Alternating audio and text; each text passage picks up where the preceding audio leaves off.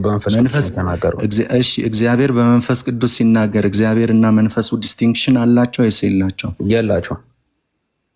ስለሌላቸው እግዚአብሔር በመንፈሱ ተናገረ የተባለው። ኧረ እባክህ ወንድሜ ዲስቲንክሽን የሚለውን ቃል ጠቅሰህ እግዚአብሔር በመንፈሱ ተናገረ የሚለውን አባባል ልትጠቀም አትችልም። እችላለሁ ቃል በቃል ተጽፏል። እሺ ለምንድን ነው ማንስ ይሄድልናል ብሎ በብዙ ቁጥር የተናገረው? ማንስ ይሄድልናል ብሎ በብዙ ቁጥር አላጠናሁትም። መልስ የለም ማለት ነው። ድረስ አላጠናም። ተበልቷል። በጣም ጥሩ። ግን እዚህ ጋር ጌታ ኢየሱስ ሲናገር ያንን ግራማቲካል ሕጉን መጠበቅ ሲኖርበት ፐርሰንን በሚጠቅስ አገላለጽ ነው መንፈስ ቅዱስን የሚጠቅሰው። መንፈስ ቅዱስ ፐርሰን ካልሆነ ማንነት ካልሆነ ያዲ እዚህ ጋር ሊያስመስል እንደሞከረው ኃይል ብቻ ከሆነ ዜርፎር በዚህ መንገድ መጠቀሱ ልክ አይሆንም ማለት ነው። ግን መንፈስ ቅዱስ ፐርሰን ስለሆነ ነው። ቅድም ደግሞ ወልድ ተወልዷል ምናምን የሚል እንትን ከቄስ ተክሌ አነበበልን።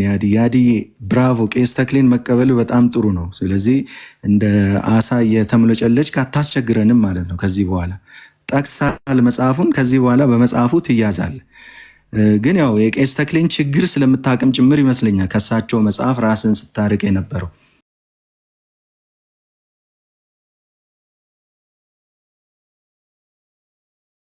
እዚህ አንድ ማንነት ብለህ ነጠላ ማንነት ብለህ ትሞግታለህ። ሶስት ማንነት ወይል እሺ መጀመር እንችላለን ጋይስ። በኋላ ያለው ለዳኒ ደቂቃ ስጡት። ያ ደቂቃም ስንት ደቂቃ እንደሚሆን እኔ ደቂቃ ኢንቪቴሽኑ ካንተ ነው። አንተ ትጀምራለህ እንደተመጫቹ። እኔ እንጃ አሁን 7 ደቂቃ አንተ ነህ። ስለዚህ አንተ 7 ደቂቃ ይሁን ችግር የለውም።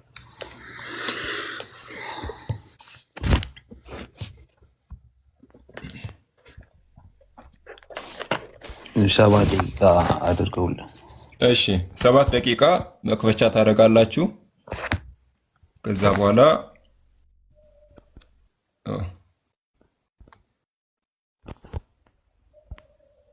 7 ደቂቃ አድርገው ነው መክፈቻው።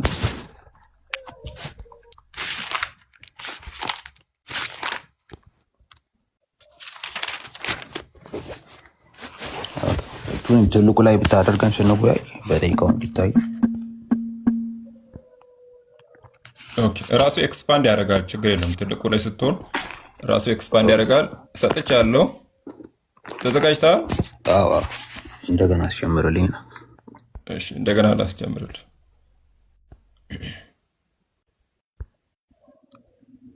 ኦኬ። ሁላችሁም ሰላም ብያለሁ። ይህን እድል ስላገኙ እግዚአብሔርን አመሰግናለሁ። በኢየሱስ ስም እጀምራለሁ። ኦኬ። ዘዳግም 32 ላይ እንደዚህ የሚል ቃል አለ። ዘዳግም 32 1 ላይ ሙሴ ነው ተናገር፣ ሰማያዊ አድምጥ እኔም እናገራለሁ፣ ምድርም የአፌን ቃሎች ትስማ። ትምህርቴ እንደ ዝናብ ትፈሳለች። ጸሐፊው ነው ሙሴ፣ ተናጋሪው እግዚአብሔር። ከዛ ቁጥር 6 ላይ ይመጣና እንደዚህ ይላል፣ ጸሐፊው ይናገር፣ ደንቆሮ ብላተኛም ያልሆንክ ሕዝብ ሆይ ለእግዚአብሔር ይህንን ትመልሳለህ? የገዛ አባት አይደለምን? የፈጠረህና ያጸና እርሱ ነው ይላል። የፈጠረና ያጸና እርሱ ነው። ማን? የገዛ አባት አይደለምን አለ። ከዛ ቁጥር 39 ላይ ደግሞ እንደዚህ ይላል፣ አሁንም እኔ ብቻዬን እኔ የሚል ቃል አለ። ብቻዬን የሚል ቃል አለ። እኔ እንደሆንክ ከእኔም በቀር አምላክ እንደሌለ እዩ። እኔ እገድላለሁ፣ አድንማለሁ፣ እኔ እመታለሁ፣ እፈውስማለሁ፣ ከእጄም የሚያድን የለም። እጄን ወደ ሰማይ ዘረጋለሁ፣ እንዲህም እላለሁ፣ ለዘላለም እኔ ሕያው ነኝ ይላል። የሚንቦገቦግ ሰይፍን እስለዋለሁ እያለ በአንድ እኔነት ራሱን አስቀምጧል እግዚአብሔር ሲናገር። ዘዳግም እንደገና ሊያሳስባቸው ሙሴ ያስቀመጠው መጽሐፍ ነው። ዘሁልቁ ላይ ወይም ዘጸአት ላይ ዘጸአት 20 ላይ 10ቱን ትእዛዛት በምናይበት ጊዜ ዘጸአት 20 ላይ ምን ይላል? እግዚአብሔርም ይህን ቃል ሁሉ እንዲህ ብሎ ተናገረ። ተናጋሪው አንድ ነው። ከግብፅ ምድር ከባርነት ቤት ያወጣሁ እግዚአብሔር አምላክ እኔ ነኝ። ከእኔ በቀር ሌሎች አማልክት አይሆኑልህ። በላይ በሰማይ ካለው በታችም በምድር ካለው ከምድርም በታች በውሃ ካለው ነገር የማናቸውን ምሳሌ የተቀረጸውን ምስል ለአንተ አታድርግ፣ አትስገድላቸው፣ አታምልካቸውም። በሚጠሉኝ እስከ 3ኛ በሚጠሉኝ እስከ ሶስተኛና እስከ አራተኛ ትውልድ ድረስ የአባቶችን ኃጢአት በልጆች ላይ የማመጣ ለሚወዱኝም ትእዛዜንም ለሚጠብቁ እስከ 1000 ትውልድ ድረስ ምሕረትን የማደርግ እኔ እግዚአብሔር አምላክ ቀናተኛ አምላክ ነኝና የእግዚአብሔርን የአምላክህን ስም በከንቱ አትጥራ ይላል። እግዚአብሔር ስሙን በከንቱ የሚጠራውን ከበደል አያነጻውም ይላል። አንድ ስም ነው ያለው እግዚአብሔር፣ አንድ እኔነት፣ አንድ ስም፣ ብቸኛ አምላክ። ይሄ አንዱ እግዚአብሔር ነው፣ አንድ እግዚአብሔር ነው። ሁለተኛ ሳሙኤል ላይ በጣም የሚገርሙ ሁኔታ ሁለተኛ ሳሙኤል ላይ እግዚአብሔር እና ዳዊት ጋር የምናየው ነገር ምንድን ነው? ሁለተኛ ሳሙኤል ምዕራፍ 7 ላይ ምን ይላል? ሁለተኛ ሳሙኤል ምዕራፍ 7 ላይ በጣም ይገርማል። ሁለተኛ ሳሙኤል ምዕራፍ 7 ላይ እንደዚህ ይላል። በኢየሱስም እንደገና አነበዋለሁ። ቁጥር 12 ላይ እንግዲህ ዳዊት ቤትን ሊሰራለት ዳዊት ለእግዚአብሔር ቤትን ሊሰራለት ባሰበ ሰዓት እግዚአብሔር አንተ አትሰራልኝም ግን የሚሰራልኝ ብሎ እያናገረው ነው። ተስፋን እየሰጠው ነው። መሐላን እየማለለት ነው። እድሜህም በተፈጸመ ጊዜ ከአባቶችም ጋር በአንቀላፋ ጊዜ አለ። እድሜህም በተፈጸመ ጊዜ ከአባቶችም ጋር በአንቀላፋ ጊዜ ከወገብ የሚወጣውን ዘርን ከአንተ በኋላ አስነሳለሁ፣ መንግስቱን አጸናለሁ። እርሱ ለስሜ ቤት ይሰራል። ለስሜ ቤት ይሰራል። ተናጋሪ ቤትም ይሰራለት ነው። ባይዘ የመንግስቱንም ዙፋን ለዘላለም አጸናለሁ፣ እኔም አባት ሆነዋለሁ፣ እርሱም ልጅ ይሆነኛል። ክፉ ነገር ቢያደርግ ሰው በሚቀጣበት በትርና በሰው ልጆች መቀጫ እገሥጸዋለሁ። ከፊቴም ከጣልኩት ከሳውል እንዳራኩ ምሕረቴን ከእርሱ አላረቅም ይላል። ይሄ ደብል ፕሮፌሲ ነው። ይሄ እንግዲህ ለክርስቶስ አፕላይ ያደርጋል፣ ግን የተወሰነው ያህል። ከዛ ቁጥር 22 ላይ ዳዊት ይህንን ቤትን አትሰራልኝም ግን ቤትን የሚሰራልኝ ከአንተ ከወደ ፍሬ የሚወጣው ነው፣ ከወገብ ፍሬ የሚወጣው ነው ብሎ እግዚአብሔር መሀል ላይ ማለት እግዚአብሔርን ዳዊት ምን አለ? ቁጥር 21 ጀምሮ ለባሪያም ታስታውቀው ዘንድ ስለ ቃልም ምክንያትና እንደ ልብ ሐሳብ ይህ ታላቅ ነገር ሁሉ አደረግ። ስለዚህም አቤቱ አምላኬ ሆይ እንዳንተ ያለ የለምና በጆሮአችን እንደሰማን ሁሉ ከአንተ በቀር አምላክ የለምና አንተ ታላቅ ነህ አለ። እንግዲህ በበቀርም በብቻም በአንድ እኔነትም እግዚአብሔር ታስሯል። ይህን ሲናገር ሐዋርያ ሥራ ምዕራፍ 13 ላይ ሐዋርያ ሥራ ምዕራፍ 13 ላይ ስለ ዳዊት ሲናገር ዳዊት የእግዚአብሔርን ሐሳብ በዘመኑ አገለገለ ይላል። ዳዊት ያገለገለው የአንድ እግዚአብሔርን ሐሳብ ነው። የአንድ እግዚአብሔር ሐሳቡ ፈቃዱ ዳዊትንም ባይዘው እግዚአብሔር ሲናገር ምን አለ? ይህ አንዱ እግዚአብሔር 13 ላይ ትክክል 13 ላይ ምን አለ? ቁጥር 22 ላይ እርሱንም ከሻረው በኋላ ዳዊትን በእነርሱ ላይ እንዲነግስ አስነሳው። ሲመሰክርለትም እንደ ልቤ የሆነ ሰው እንደ ልቤ አንድ ማለት ነው። በቃ እንደ እኔነቴ እንደ ራሴ ማለት ነው። እንደ ልቤ የሆነ ሰው ፈቃዴንም ሁሉ የሚያደርግ የእሴይን ልጅ ዳዊትን አገኘው አለ። ከዚህም ሰው ዘር እግዚአብሔር እንደ ተስፋው ቃል ለእስራኤል መድኃኒትን እርሱን ኢየሱስን አመጣ ይላል። እንግዲህ አንድ እግዚአብሔር ነው፣ እንደ ልቤ እንደ ፈቃዴ። በጣም ነው የሚገርመው። ይህ አንዱ እግዚአብሔር ነው። በቃ አምላክ አንድ ነው። ገላትያ ምዕራፍ 3 ላይ መካከለኛው ለብዙ ነው፣ እግዚአብሔር ግን አንድ ነው ይላል። ቃል በቃል እግዚአብሔር ግን አንድ ነው ይላል። ሮሜ ምዕራፍ 3 ላይ የአንዱ እግዚአብሔር ቤዛን ያዘጋጀልን አንዱ እግዚአብሔር ሮሜ 3 ላይ የአይሁድም አምላክ ነው የአሕዛብም አምላክ ነው አንድ ስለሆነ አለ። ሮሜ ምዕራፍ 3 ላይ እንደዛ ነው። እግዚአብሔር አንድ ነው። ያም አምላክ የአይሁድ አምላክ የሆነ ሁሉ የአሕዛብም አምላክ ነው። ሮሜ ምዕራፍ 3 ላይ ምን አለ? የእግዚአብሔርን ሮሜ 3:25 ላይ ምን አለ? በዚህም ዘመን ጽድቁን ያሳይ ዘንድ ነው አለ። የትኛው? ራሱም ጻድቅ እንዲሆን በኢየሱስም የሚያምነው እንዲያጸድቅ አሁን በዚህ ዘመን ጽድቁን ያሳይ ዘንድ ነው አለና ከስር ምን አለ? እግዚአብሔር የአይሁድ ብቻ አምላክ ነውን? የአሕዛብስ ደግሞ አምላክ አይደለምን? አሁን የተገረዘን ስለ እምነት ያልተገረዘን በእምነት የሚያጸድቅ አምላክ አንድ ስለሆነ የአሕዛብ ደግሞ አምላክ ነው አለ። ስለዚህ አንዱ አምላክ እግዚአብሔር ነው። ይህ አንዱ እግዚአብሔር ከዳዊት እንደማለለት ከዳዊት ቤት ከዳዊት ወገን ከዳዊት ዘር መድኃኒትን አምጥቶልናል፣ እንደ ተስፋው ቃል እንደገባው ቃል ማለት ነው። ስለዚህ እግዚአብሔር አንድ ነው። እርሱም የጌታችን የኢየሱስ ክርስቶስ አምላክና አባት ነው። ጨርሻለሁ። አመሰግናለሁ። ቴንኪዩ። ጨርሳል። ያዲ ደቂቃህንም ኦልሞስት 8 ሰከንድ ነው።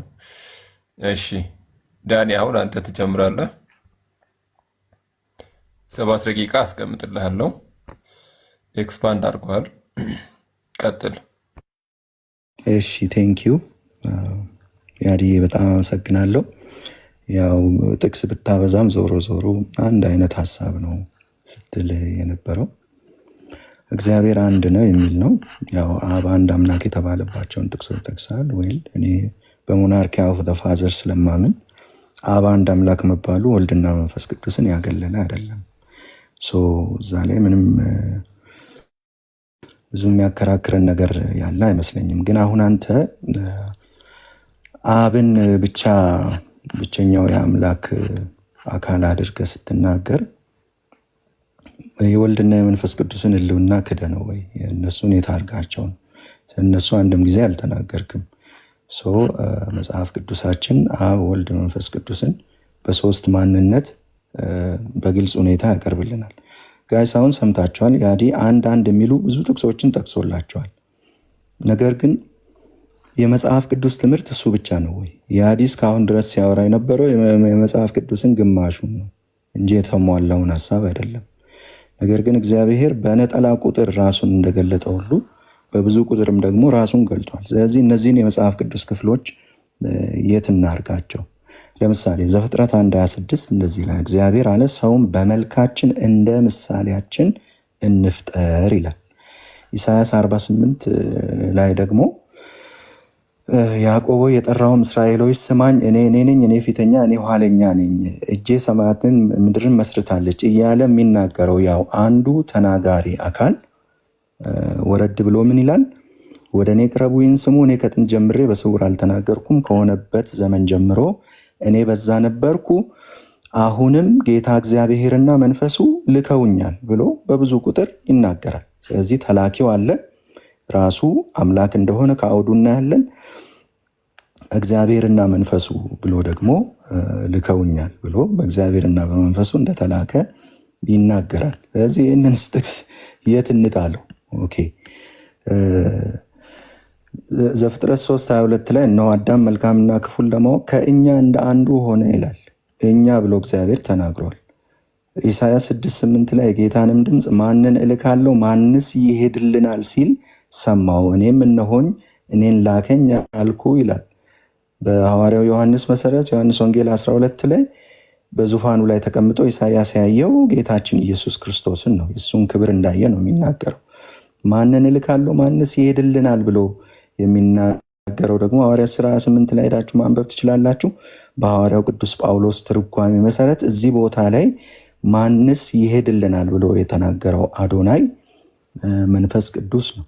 ስለዚህ ይህንንስ የት እንጣለው? እንዴት እናርገው? ሌሎች በጣም በርካታ የመጽሐፍ ቅዱስ ጥቅሶች አሉ። ወደ ትርጉም ቋንቋዎች ከተተረጎሙት ውጪ ያልተተረጎሙ እግዚአብሔር በብዙ ቁጥር የተገለጸባቸው በጣም በርካታ የመጽሐፍ ቅዱስ ክፍሎች አሉ። ለምሳሌ ዘፍጥረት 20:13 ላይ እግዚአብሔር ከአባቴ ቤት ባወጣኝ ጊዜ የሚለው በኦሪጂናል ቋንቋ በዕብራይስጡ ብዙ ቁጥር ነው። ባወጡኝ ጊዜ ኤሎሂም ባወጡኝ ጊዜ ብሎ ነው አብርሃም የተናገረው። ስለዚህ እነዚህን ጥቅሶች የት እናርጋቸው? አሁን ነጠላ ጥቅሶቹን እሺ ጠቀስክልን። therefore እነዚህ ጥቅሶች እንደሌሉ ቆጥረን ልክ አንተ እንዳደረግከው ማለት ነው እንደሌሉ ቆጥረን ዝም ብለን እንለፋቸው ወይ? መጽሐፍ ቅዱሳችን አብ ወልድ መንፈስ ቅዱስን ለይቶ በግልጽ ነው የሚያስቀምጥልን። የሚታወቁ የሚነጋገሩ፣ አንዱ ሌላውን የሚልክ፣ አንዱ ሌላውን የሚያከብር፣ አንዱ ሌላውን አባቴ የሚል፣ አንዱ ሌላውን ልጄ የሚል፣ እንደዛ ነው መጽሐፉ የሚያስቀምጠው። ለምሳሌ ሁለተኛ ዮሐንስ ቁጥር 3 ላይ እንደዚህ የሚል ቃል አለ፣ ከእግዚአብሔር አብና ከአብ ልጅ ከኢየሱስ ክርስቶስ ጸጋና ምሕረት ሰላምን በእውነትና በፍቅር ከኛ ጋር ይሆናሉ። ምናልባት እንግዲህ ከአብ ልጅ ከኢየሱስ ክርስቶስ የተባለው ስጋው ነው፣ አብ ሲል ደግሞ መለኮቱን ነው ልትለኝ ትችላለህ። ግን የቃሉ መንፈስ እንደዛ ነው ወይ? ከመለኮቱና ከስጋው ጸጋና ምሕረት ሰላምን ብሎ በሁለትነት ሊጠቅስ ይችላል። ባይዘው ኦሪጂናል ቋንቋውን ሄዳችሁ ብትመለከቱ በግልጽ ሁለት ማንነትን የሚያሳይ አቀማመጥ ነው ያለው። በሰላምታዎች ብትመለከቱ ሮሜ 1:7 ላይ ከእግዚአብሔር ከአባታችን ከጌታም ከኢየሱስ ክርስቶስ ጸጋና ሰላም ለእናንተ ይሁን ይላል ሐዋርያው ቅዱስ ጳውሎስ። ይሄንኑ የሰላምታ አጠቃቀስ ሐዋርያው ቅዱስ ጳውሎስ ይደጋግማል። ወደ 11 ጊዜ ያህል ተደጋግሞ የምንመለከተው ነው። ይሄ እንግዲህ የቋንቋውን ሕግ ሄደን ማየት እንችላለን። በግልጽ ሁለት ፐርሰኖችን የሚያሳይ ነው። ኦኬ፣ ልጁ ኢየሱስ ክርስቶስ አምላክ ነው ወይ? መጽሐፍ ቅዱስ የልጁን አምላክነት በግልጽ ይነግረናል። በመጀመሪያው ቃል ነበረ፣ ቃልም በእግዚአብሔር ዘንድ ነበረ፣ ቃልም እግዚአብሔር ነበረ። ዮሐንስ 1:1 ቃልም ሥጋ ሆነ፣ ጸጋንና እውነትን ተሞልቶ በእኛ አደረ ይላል። ስለዚህ ይሄ ቃል የነበረው ደግሞ ሥጋ ሆኖ የመጣው የእግዚአብሔር ልጅ ኢየሱስ ክርስቶስ ምንድን ነው ይለናል መጽሐፉ? መለኮት ነው ይለናል፣ አምላክ ነው ይለናል። ስለ መንፈስ ቅዱስም እንደዛው መንፈስ ቅዱስ ፈጣሪ ነው። መንፈስ ቅዱስ በሁሉ ቦታ የሚገኝ ነው። ሁሉን አዋቂ ነው። ሁሉን ቻይ ነው። ዘላለማዊ ነው። የሚናገር ነው። የሚመራ ነው።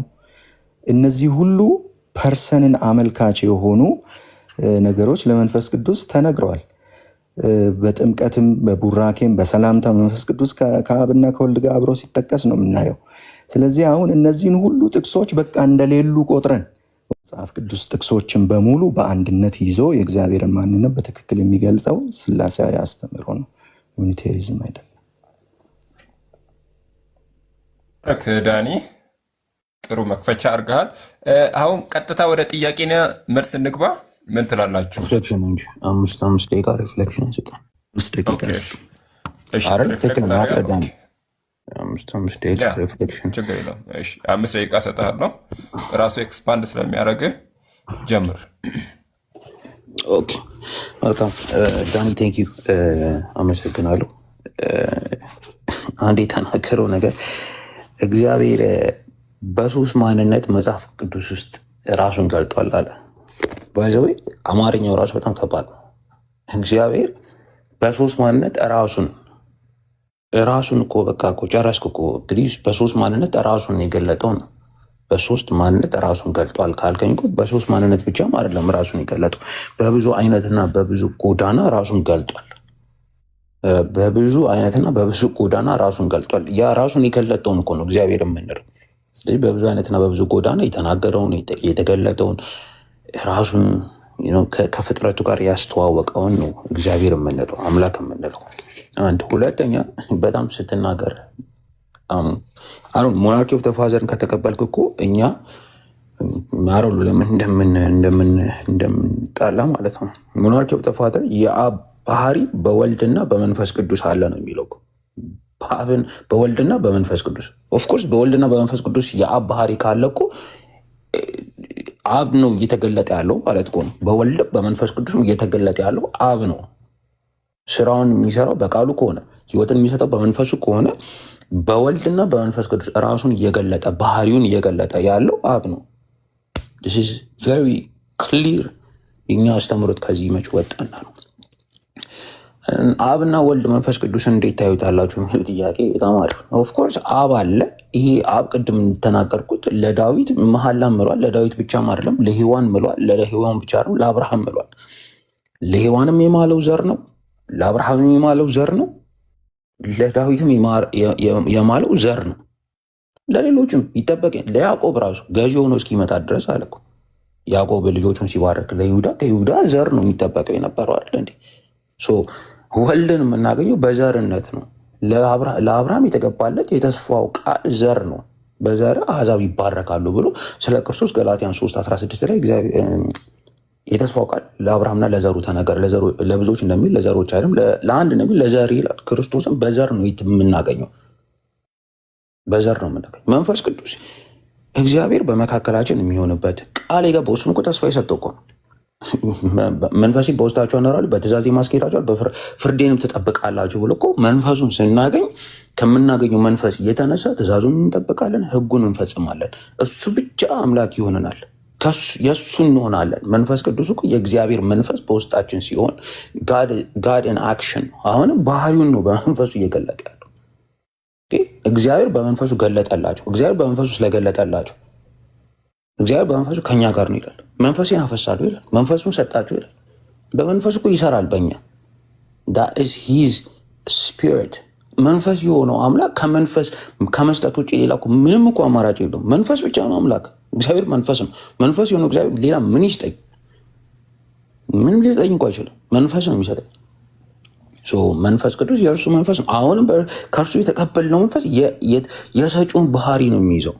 ይህን እኮ ከተግባባን እኮ አላፍት ተጨባብጠን እንዲሁም ጥሩ ታነባለህ። ከአንተ ልማር ቁጭ ብዬ እዚህ ላይ ተስማምጠን እንዲሁም ከአንተ ቁጭ ብዬ ብማር ጥሩ ነው ላክ። አንድ እሱ ነው። ሁለተኛ በብዙ ቁጥር ራሱን ገልጧል። አሁንም በብዙ ቁጥር ራሱን የገለጠው አይዶኖ ማን ነው? ራሱ የሚባል እኮ አንድ ማንነት አለ ማለት ነው። ራሱ ካለ አንድ ማንነት አለ። ስለዚህ የአንድ ማንነት ማን ነው? እኛ እግዚአብሔር አብ ነው እንላለን። ኢሳያስ 48:16 ሶፋኒ የእናንተ ስኮላርስ ራሱ ሌትሊ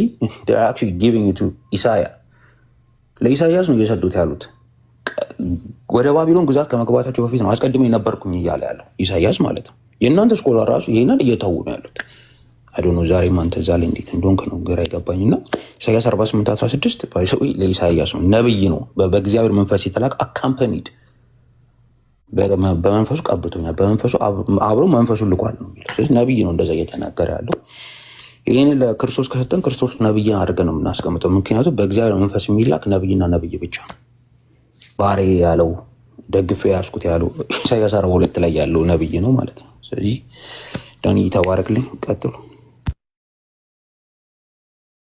ኦኬ እሺ፣ ቴንክ ዩ ያዲ፣ ጨርሰሃል። ኦልሞስት ወደ 20 ሰከንድ ነው ምናምን ይቀርሃል። ግን እሺ ዳኒ ሲያልቅ ትጀምራለህ። ሰከንዱ 5 ደቂቃ። እሺ እሺ ጀምር ዳኒ። እሺ ቴንክ ዩ ያዲ።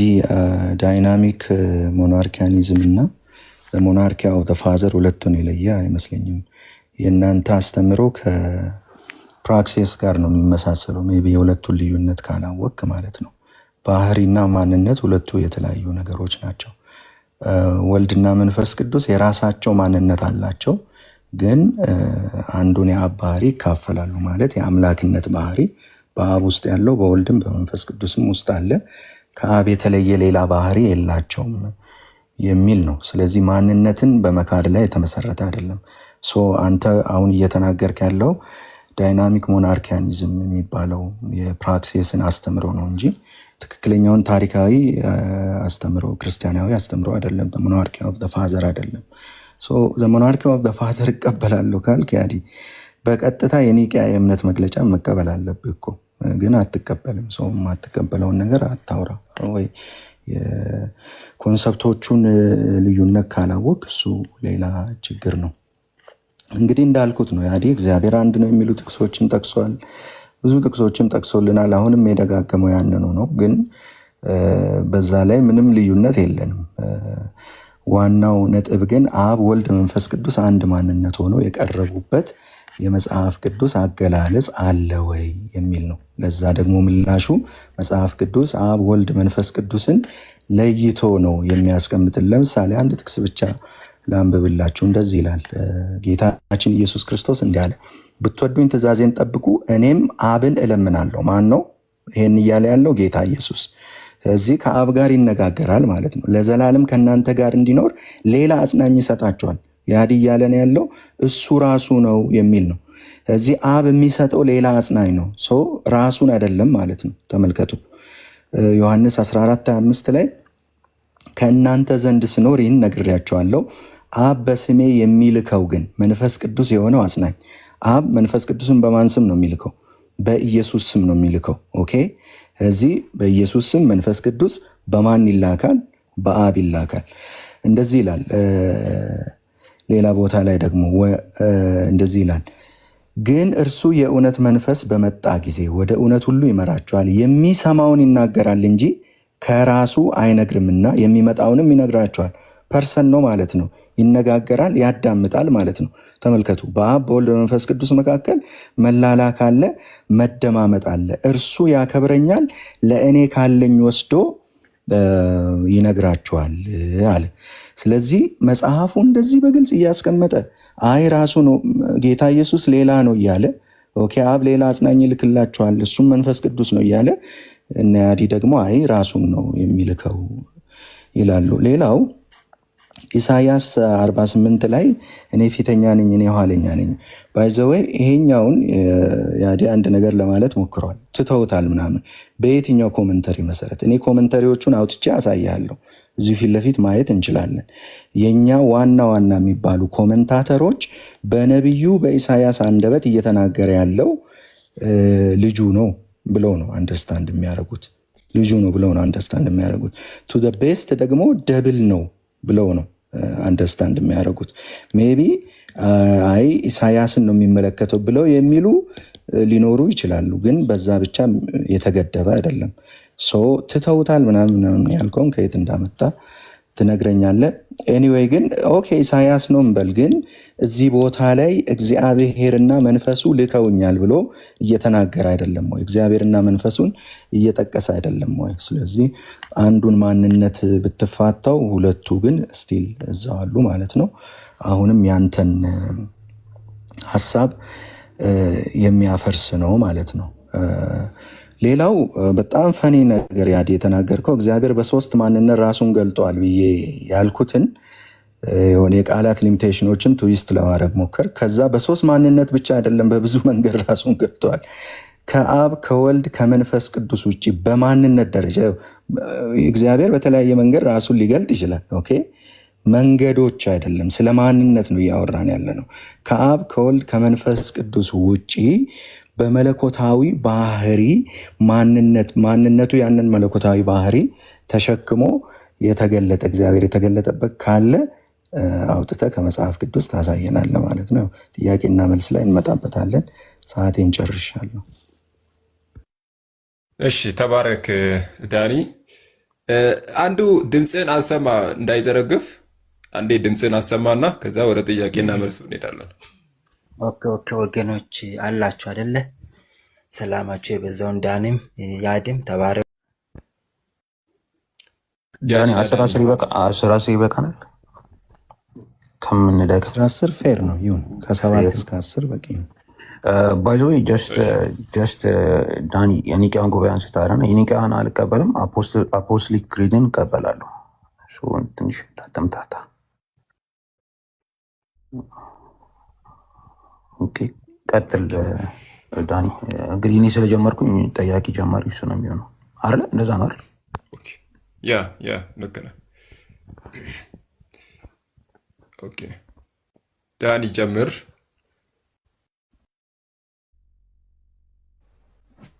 ያዲ ነው የሚቀጥለው እኮ እኔ ተናግሬ ጨርሻለሁ እሺ እሱ ይጀምር ጥያቄውን እሺ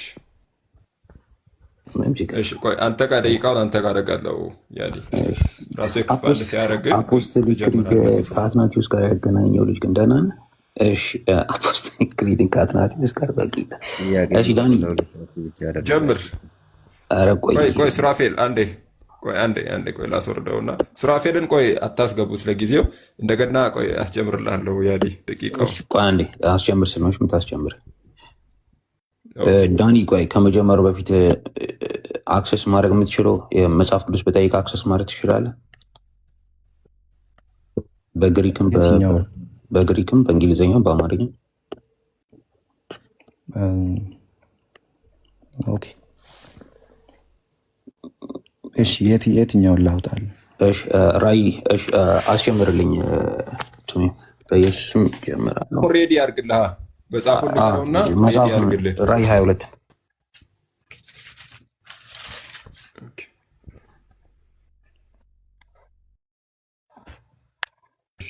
ራይ 22ን ሪዲ አድርጋለሁ አግዘንም ያዲ ተጠያቂው ማውጣት ትንሽ እንትን ይላል እኔ አውጣለሁ እኔ ትልቁ ላይ ካደረኩ ይወጣ እኔ አውጣለሁ አታስቡ እኔ አውጣለሁ እሺ ስትጠይቅ ራሱ ኤክስፓንድ ስለሚያደርግ ራስ አውጣና ትጠይቃለህ በቃ ይታደርግ አሁን ላስጀምርልህ ደቂቃ አስጀምርልህ እሺ ያው ተጀምሯል ተባረክ ኦኬ ዳኒ ራይ ምዕራፍ 22 እንደዚህ በአደባባዩ መካከል ከእግዚአብሔርና ከበጉ ዙፋን የሚወጣውን እንደ ብርሌ የሚያንጸባርቀውን የሕይወትን ውሃ ወንዝ አሳየኝ በወንዙም ወዲያና ወዲህ በየወሩ እያፈራ 12 ፍሬ የሚሰጥ የወይን ዛፍ ነበር ይልና ቁጥር 3 ላይ ከእንግዲህ ወዲህ መርገም ከቶ አይሆንም የእግዚአብሔርና የበጉም ዙፋን በእርሱ ውስጥ ይኖራል አለ የማንና የማን ዙፋን ነው የሚለው እግዚአብሔርና የበጉ ስንት ዙፋን ነው? አንድ ዙፋን፣ ያው ዙፋን ስልጣንን ስለሚወክል መልካም። በእርሱ ውስጥ ይሆናል፣ ባሪያዎቹም ያመልኩታል። ማንና ማን ነው በአንድ ያመጣው ያመልኩታል ብሎ? ያመልኩታል የሚለው ወደ አብ ሪፈር የሚያደርግ ሊሆን ይችላል። ባሪያዎቹ ደግሞ የመጽሐፍ ቅዱስ ሊቃውንት እንደሚናገሩት አንዳንድ ጊዜ ሐዋርያው ዮሐንስ የግራማቲካል ሩል ይጥስና የኢየሱስን አምላክነት ከአብ አምላክነት ጋር አንድ አድርጎ ይገልጻል። በማንነት ኮንፊውዥን ሳይሆን የአምልኮ አንድነትን ለማሳየት በሚል። የአምልኮ አንድነት ለማን ነው የሚቀበለው? የአምልኮ አንድነቱ ለማን ነው? የአምልኮ ኦኬ፣ ለአብም ለወልድም ነው አምልኮ። እዚህ ጋር ያመልኩታል ሲል የአምልኮ አንድነት ለአብና ለወልድ፣ አብና ወልድን እንደ አንድ አድርጎ ነው የሚያመልኩት አልኩ እኮ። ይሄ ሐዋርያው ዮሐንስ ግራማቲካል ሩሎችን ይጥስና ጌታችን ኢየሱስ ፊቱን የሚያያሉ ሲል የማን ፊት ነው? ዳንይቶ በቃ ፊቱን የሚያያሉ ሲል የማን ፊት ነው የሚያዩት? የአምላካቸውን። ማን ነው አምላካቸው? አምላካቸው እግዚአብሔር አብም እግዚአብሔር ወልድም ነው። እዚህ ጋር ፊቱን የሚያይ የተባለው የማንን ፊት ነው? ያ በወልድ ያው አንድ በአካል ምንድነው የስጋ አካሉ የወልድ ስለሆነ እዚህ በዛ ማየት ሊሆን ይችላል። ፊቱን የሚያያሉ የተባለው የማን ፊት ነው? ዳኒ ቀጥታ እባክህ መልስልኝ። ምንድነው ፖይንቱ? ፊቱን የሚያያሉ የተባለው የማን ፊት ነው? እንዳልከው ይኸውልህ የስጋ ሰውነት ያለው ወልድ ነው። ስለዚህ ሊታይ የሚችል ፊት ያለው ወልድ ስለሆነ የወልድ ፊት ነው። ስለዚህ በዙፋን ላይ ተቀምጦ አብ አሁንም አይታይም ማለት ነው አይደል? ወልድ ብቻ ነው የሚታየው። አሁን አብ ይታያል እንዴ? እኮ በዚህ ጥቅስ መሰረት የሚያዩት ወልድም ብቻ ነው።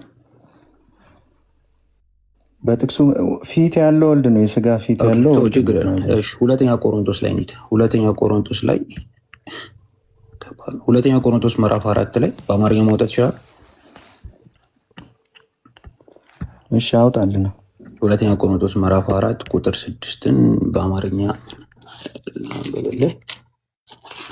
ሁለተኛ ቆሮንቶስ ምዕራፍ 4 ቁጥር 6 እንደዚህ ይላል።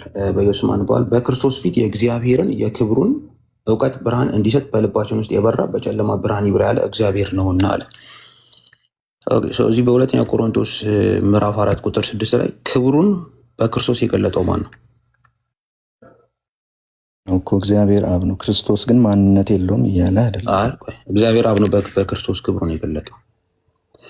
ኦኬ ሶ በክርስቶስ ምንድነው ክብሩን ገለጠ የሚለው? በክርስቶስ ፊት ክብሩን ገለጠ ይላል። ታምናለህ? በክርስቶስ ፊት ክብሩን ገልጧል ብለህ? በትክክል ነው። ኦኬ አመሰግናለሁ። ሶ እንደዚህ ይላል ማለት ነው። ስለዚህ በክርስቶስ ፊት ማለት ፊት አክቹዋል ፊት ነው የሚታየን፣ እናንተ ያለን አይነት ፊት ነው እያየን ያለን። ክርስቶስ አክቹዋል ፊት አለው እኮ። ስለዚህ በዛ በአክቹዋል ፊት በስጋ በሆነ ፊቱ ሰዎች ስጋውን አያዩ። አይ በስጋ በሆነ ፊቱ ላይ ነው የአብ ክብር የተገለጠው። የሳው ስለዚህ በስጋ የተገለጠው ማን ነው ማለት ነው? በስጋ የተገለጠው አብም ወልድም ነው። በስጋ የተገለጠው አብም ወልድም ነው። በመታየት በክርስቶስ ፊት ዳኒ ከመጀመሪያውም ነገር ያለ በቃ ውይይት አቆምን። በቃ ጨርሻለሁ። ወድሃለሁ። ይቅርታ እስከዛሬ ስላስከፋው ነገር በጣም ይቅርታ። እንዴ በስጋ የተገለጠው ትለኛለህ እንዴ?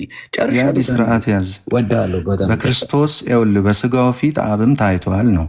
ግን ስጋ ሆኖ የመጣው ፐርሰን ማን ነው የምትለኝ ከሆነ ስጋ ሆኖማ ወልድ ነው። ስጋ በኋላ ጠይቃለሁ። አብ ስጋ ሆኖ ወደ ዓለም መጥቷል የሚለውን ጥያቄ ትመልሳለህ። ስለዚህ በዛ ከተስማማን በክርስቶስ ፊት የታየው ማን ነው ለሚለው ጥያቄ የስ ክርስቶስ ራሱ ታይቷል። ኦፍኮርስ ስጋ ነው። ደግሞም የአብም ክብር ታይቷል። አመሰግናለሁ። ዮሐንስ ወንጌል ምዕራፍ 2 ላይ እንሂድ ቶሎ ብለህ ዳኒ። ይቅርታ እሺ፣ እስከዛሬው በጣም ይቅርታ። ዮሐንስ ወንጌል ፖለቲካ አትስራ ያድዬ። እንዴ አንተም እኮ አብ ተወልዷል አብ በስጋ መጥቷል ብለህ አታምንም። የአብ ክብር በክርስቶስ መታየቱ አብ ኢንካርኔት ሆኗል አያሰኝም። እሺ ዳኒ፣ እዚህ እኔ የተናገርኩት ስለ ኢንካርኔሽን። እሺ ዮሐንስ ወንጌል ምዕራፍ 2 ቁጥር 16 እንደዚህ ይላል። እርግብ ሻጮችንም ይህን ከዚህ ውሰዱ፣ የአባቴን ቤት የንግድ ቤት አታድርጉት አላቸው። የአባቴን ቤት ሲል የማን ቤት ነው? የአባቱን ቤት ነው። ማን የሰራለትን ቤት? ይሄ እኮ ቤተ መቅደሱን ነው። ሰለሞን የሰራለት ማለት እግዚአብሔር የሚመለክበት ነው። ሰለሞን የሰራለት ማለት እንችላለን። ከዛስ እንደዛ የአባቴን ቤት የንግድ ቤት አታድርጉት አላቸው። ከዛ ደቀ መዛሙርቱ የቤትህ ቅናት ይበላኛል ተብሎ እንደተጻፈ አሰባል። የማን ቤት ቅናት ነው? ማንን የበላው? የአባቱ ቤት ቅናት ኢየሱስ ግልጽ ከሆነ ስለዚህ የቤትህ የተባለው አብ ከሆነ ቅናት የያዘው ልጅ ነው ማለት ነው አይደል? ይስ ደግሞ ልጁ የመቅደሱ ጌታ ተብሏል። ዘካርያስ ችግር የለም እሱ ጋር አንሄድም። እዚህ ጋር ነው የቤት ቅናት ይበላኛል ተብሎ እንደተጻፈ አሰቡ ደቀ መዛሙርት። አሁን ከዚህ ቅናት የተነሳ አይሁዶች ምን አሉ? ስለዚህ አይሁድ መልሰው ይህን ስለምታደርግ ምን ምልክት አሳየናል አሉት። የቱን ቅናት በተመለከተ ነው እዚህ ጋር እየጠየቁት ያሉት? የቤተ መቅደሱ። የማን ቤተ መቅደስ? የአባቱ ቤተ መቅደስ ግን የልጁም የሆነው ማለት ነው። የመቅደሱ ጌታ ተብሏል ልጁ። እዚህ ለመነጣጠል አትሞክር። ስለ አብ ቢነገርም ልጁን ያገለለ አይደለም። ፊዚካል ቤተ መቅደስ። አሁን እዚህ ጋር እዚህ ጋር ያሳያቸው ቅናት የአባቱ ቤት ነው አይደል? ምን ምልክት ታሳየናለህ ሲሉት ምኑን አፍርሱት አለ? ቤተ መቅደሱ። ይህ ቤተ መቅደስ የማን ቤት ነው? ያኛው ፊዚካል ቤተ መቅደሱ ብራዘር የአብም የወልድም ነው አልኩ እኮ። እዚህ ቦታ ላይ ስለ አብ ቢናገርም ሌላኛውን ጥቅስ ኢግኖር አድርጋ አይደለም። ልጁ የመቅደሱ ጌታ ተብሏል። ኧረ እባክህን ቆይ፣ ይህ ቤተ መቅደስ አፍርሱት አለ። የትኛው ቤተ መቅደስ ነው የሚያፈርሰው? ስለ ፊዚካል ቤተ መቅደስ ያለ መሰላቸው አይልም። ቀጥሎ ወንድሜ ያዲ እኮ የማን ቤት ቅናት ስለያዙ የማንን ቤት አፍርሱት ነው እያላቸው ያለው? ብራዘር አሁን ጌታ ኢየሱስ ሐሳቡን ወደ ሌላ ሺፍት አድርጓል ወይስ አላደረገም? እዛው እነሱ ያሉበት ላይ ነው፣ እዛው ላይ ያለው ሆኖ ነው። ስለዚህ ቤተ መቅደሱን አፍርሱና በ3 ቀን እሰራለሁ ሲል ፊዚካል ቤተ መቅደሱን እያለ ነው እያልክ ነው? የሰውነት ቤተ መቅደሱን እያለ ልክ አይደለም። ምን ሆነ? በዚህ አውድ መሰረት ቤተ መቅደሱ የማን ነው? እሺ ሐሳብን ጨርስ። በዚህ አውድ መሰረት ቤቱ የማን ነው? ነገርኩ እኮ ስለ ፊዚካል ቤተ መቅደስ እየተናገረ ነበረ። ከዛ ሐሳብ ሺፍት አደረገ ስለ ሰውነቱ ቤተ መቅደስ ደግሞ እኮ። ቤተ መቅደስ የማን ማደሪያ ነው? ቤተ መቅደስ የእግዚአብሔር ነው። የማን? የትኛው እግዚአብሔር ነው እዚህ ጋር እየተነገረለት ያለው? ማለት ስለ አብ ነው ጌታ ኢየሱስ እየተናገረ። አመሰግናለሁ። ኦኬ ሶ ኔክስት በብሉይ ኪዳን የልጁም ተብሏል። በብሉይ ኪዳን ጊዜ አይሁዶች ይጠብቁት የነበረው መሲህ ለማን ቤትን ይሰራል ብሎ ነው አልከኝ? የት ላይ የተጻፈ? በየትኛው ጥቅስ መሰረት? ዘካርያስ ምዕራፍ 12 ቁጥር 6 ላይ ለማን ቤትን ይሰራል? ጥቅሱን አውጣና እናንብብ። ኦኬ ይጠበቅ የነበረው መሲህ ምን አፈገኝ? ምን እሱ ዘካርያስ ጋር አስኬደኝ። ቆይ ሁለተኛ ሳሙኤል ምዕራፍ 7 ቁጥር 14 ሁለተኛ ሳሙኤል ምዕራፍ 7 እሱ ደብል ፕሮፌሲ ነው። አያዋጣም። እርሱ ለስሜ ቤት ይሰራል። ለዛ ትሄዳለህ። እርሱ ለስሜ ቤት ይሰራል አለ። ኧረ ምን ሆነ ነው? ሰለሞን ነው እሱ። ደብል ፕሮፌሲ ነው እኮ። ደብል ፕሮፌሲ ማለት ለሰለሞንም ለክርስቶስ ማፕላይ ያደርጋል። ግን ቤት ይሰራል የሚለው ፊዚካል ቤትን የሚመለከት ስለሆነ ክርስቶስ ለአብ የሰራው ምንም አይነት ቤተ መቅደስ የለም ወዳጅ። አብ ግን ለልጁ ስጋ አዘጋጀ ይላል። አብ ለልጁ ስጋ አዘጋጀ። ወልድ ሰራለት ነው አንተ እያልክ ያለው። ወልድ ሰራለት የሚል ጥቅስ ነው ለማምጣት እየሞከርክ ያለው። ስለ ፊዚካል ቤተ መቅደስ ነው የሚናገረው ይሄኛው፣ ስለ ስጋ አይደለም። ዘካርያስ ደብል ፕሮፌሲ ያሰኘው እኔም አባት ሆነዋለሁ እርሱም ልጅ ይሆነኛል የሚለው ያ ስፔሲፊክ ጥቅስ ነው። ዘካርያስ 12 ኪዳንም ክርስቶስ ሆኖ የመጣው እሱ ነው። ምን ሆነ ነው? ኧረ ቆይ የምትጠይቀው ነው ወቅ ብራዘር። ኦኬ መሲሁ ቤት ይሰራል ተብሎ ይጠበቃል ወይስ አይጠበቅም? ጥቅሱን አሳየኛ። ቁጥቋጥን አነሳለሁ አለ። ለአምላክም ቤት ይሰራል ይላል። አሳየኝ ጥቅሱ። ቤት ሲል ምን አይነት ቤት? እሺ ዛቴን አቁም።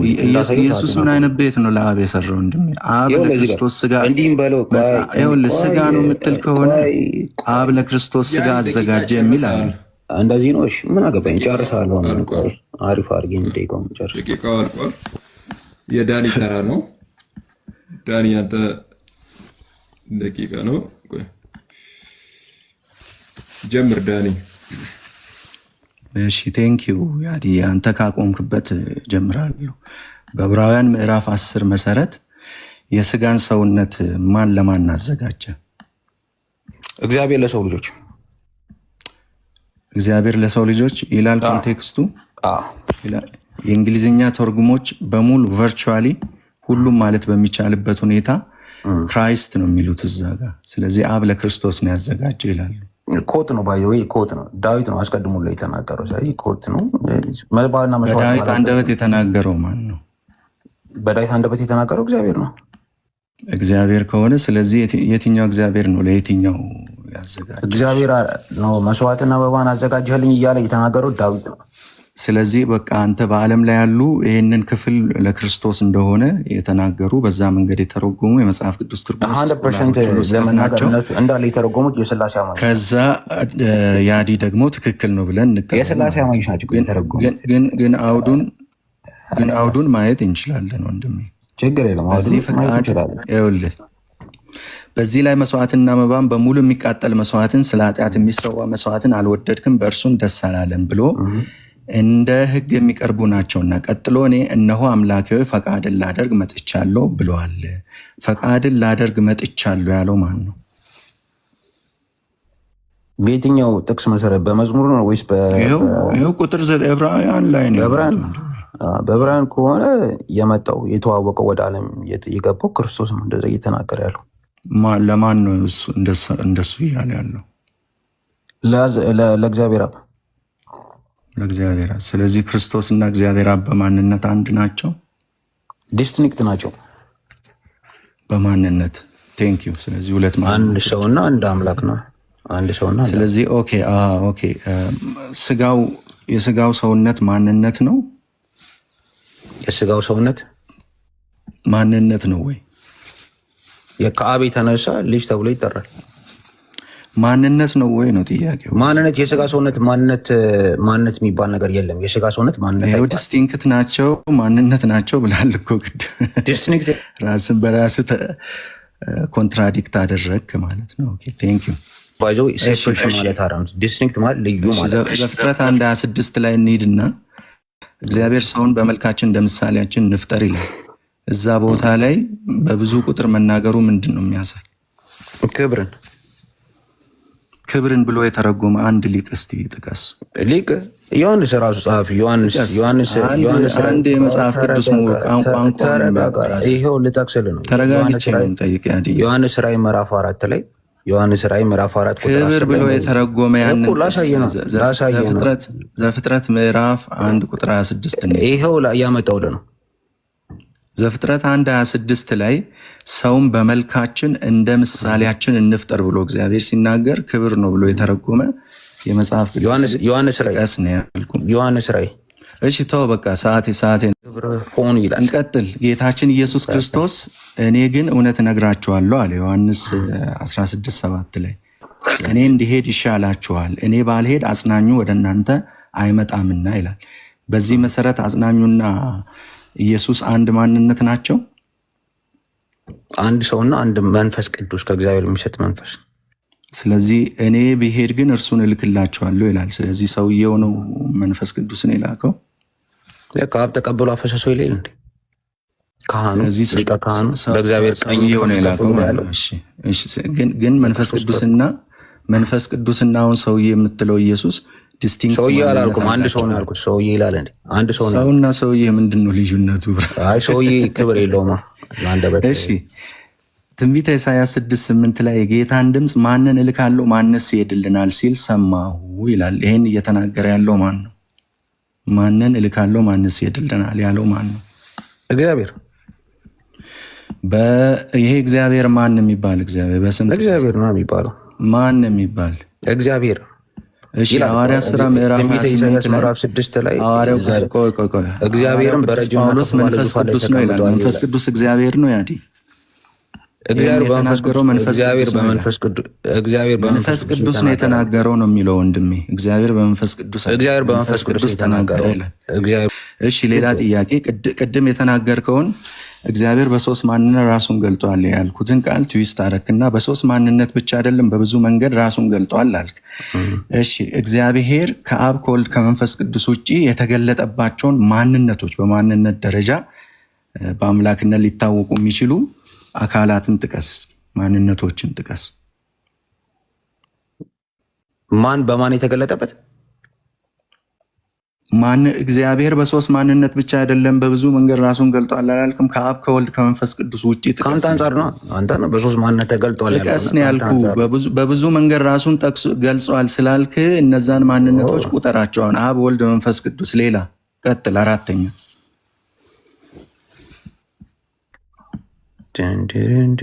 ኦኬ። ትንቢት ሰዓት ሊጨርስብኝ ነው ጋይስ። ልክ አንተ እንዳደረግከው ማለት ነው። እኔ እንደዚህ አላደረኩም። አደርጋለሁ።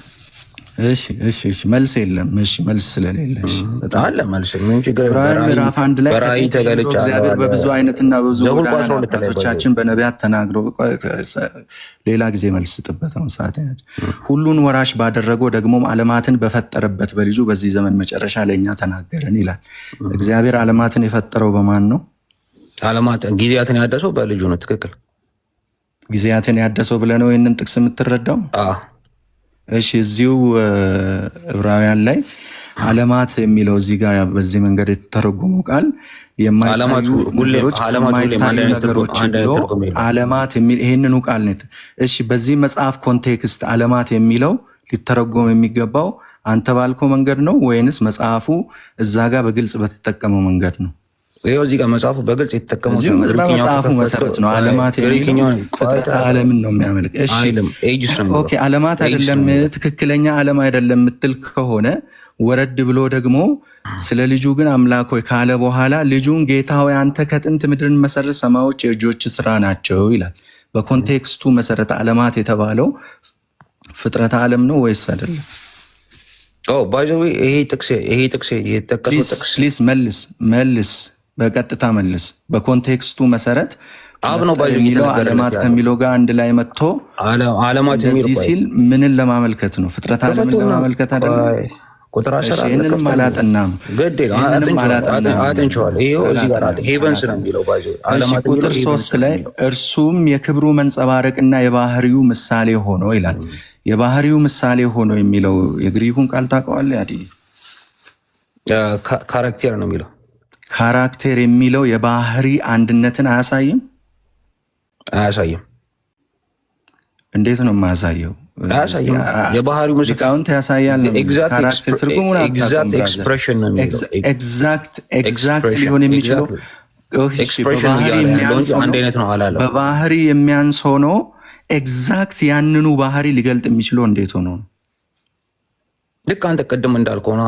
ወልድ የአብን ባህሪ የሚገልጠው ይሄንንም አላጠናም። ያዲ እሺ ቁጥር 5 ላይ ወዳጄ ቁጥር 5 ላይ ቁጥር 8 ላይ ይቅርታ፣ ዕብራውያን 1 ስለ ልጁ ግን አምላክ ሆይ ይላል። ልጁ አምላክ ነው ወይስ አይደለም? በዚህ መሰረት ወልድ አምላክ ነው ወይስ አይደለም? አይደለም። አምላኮች ሲል ባይዞ ባህሪውን የገለጠው ነው።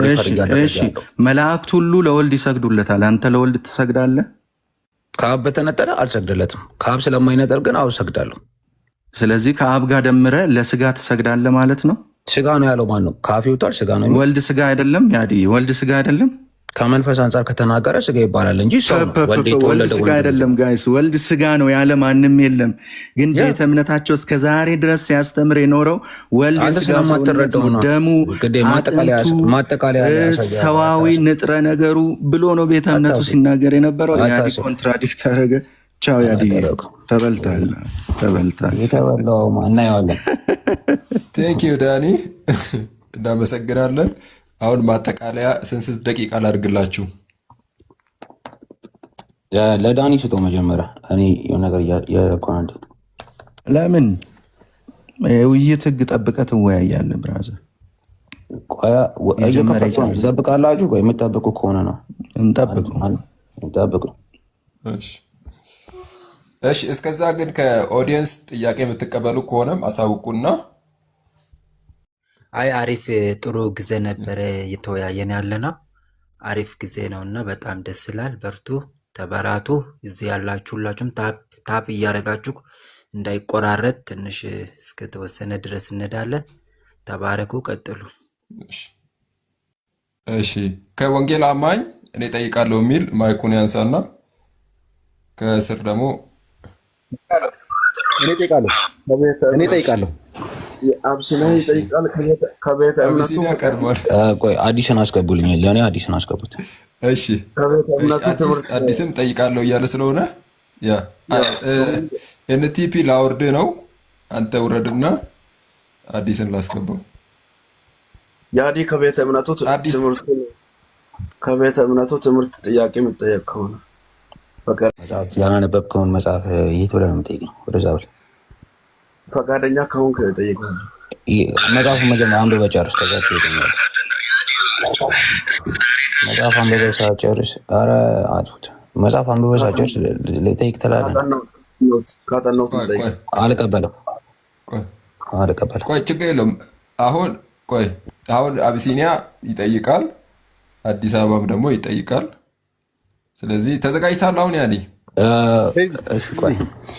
መጽሐፍ የከፈትኩ ስለሆነ እና አንድ ሰከንድ ስጠኝ። አንድ ሰከንድ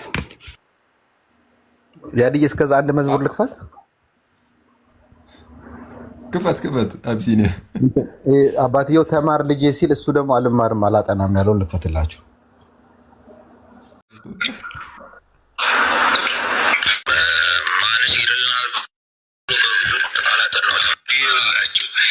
እስከ ዛሬ ድረስ ስላልስ የለም ማለት ነው።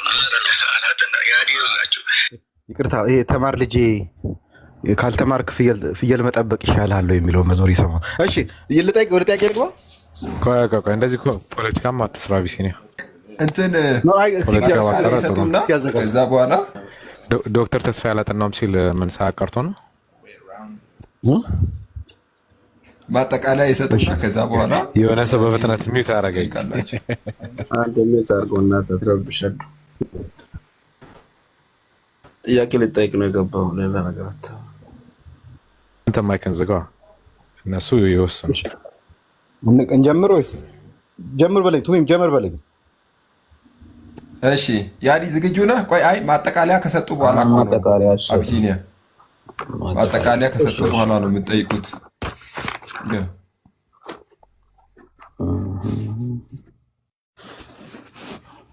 ደቂቃ ልስጣችሁ ለማጠቃለያ። ስንት ደቂቃ? 7 ደቂቃ ይበቃናል ወይስ ይበዛል? ዳኒ 7ማ ይበዛል። ያዲ አምስት ደቂቃ በቂ ነው። ኖርማሊ 5 ደቂቃ ነው። እሺ 5 ደቂቃ ስጠኝ፣ ችግር የለው። አሁን ላስጀምርልህ? አስጀምርልኝ። እሺ ጀምር። ግን ፖለቲካ ነው የምሰራው። እሺ ዳኒ ምን ይላል መሰላችሁ? ከቤተ ምናምኑ ጋር ተጋጭ ይላል። ኢየሱስ ማን ይሉታል የሚል መጽሐፍ አለ። በዚህ መጽሐፍ ላይ ምን ይላል መሰላችሁ? እግዚአብሔር አብ ለሔዋን የገባው ቃል ኪዳን ዘፍጥረት 3:15 ላይ ለመፈጸም የበኩር ልጁን ለመጀመሪያ ጊዜ ከድንግል እንዲወለድ አደረገ። አንተ ልጅን ዛሬ ወለድኩ ብሎ የተጻፈው ትንቢት ከድንግል ሲወለድ ተፈጸመ። እንዴት ተወለደ? ለእግዚአብሔር የሚሳነው እስራኤል ከመለኮት ከአብ የሕይወት ቃል ወጥቶ መንፈስ ቅዱስና የልዑል ኃይል በማርያም ማኅፀን በመለኮት አሰራር ተዘጋጅቶ ለእግዚአብሔር የበኩር ልጅ ሆኖ ከድንግል ማርያም በስጋ ተወለደ። ቃል ስጋ ሆነ፣ በስጋ ሰውነትም ተገለጠልን ይላል። ከዛ ኃይል ይጸልሻል፣ ቅዱስ የእግዚአብሔር ልጅ ይባላል የሚለው ቃል ተፈጸመ አለ። ከዛ ሁለተኛው እግዚአብሔር ተወለደ አንበለን አይደለም፣ ቅዱስ የእግዚአብሔር ልጅ ተወለደ እንላለን። የእግዚአብሔር ልጅ መለኮት ከገዛ ባህሪው ያዘጋጀው ቅዱስ ሰው ይላል። ሰው ምንም የሚያጋጭ ነገር የለም። ግን በሙሉ ሳታነቡ መጽሐፉን እንትን ታደርጋላችሁ ማለት ነው። አንደኛ። ሁለተኛ ጀለስ የተንተባተበበት ራእይ ምዕራፍ 22 እንኳን አንተ አይደለም እንዳለ እስከ ዛሬ የተሰለፉላ የማይነኩት ቦታ ነው የነካው። ራእይ ምዕራፍ 22 ባይዘዌ ለእግዚአብሔር አብ ነው ብላል። እናመሰግናለን።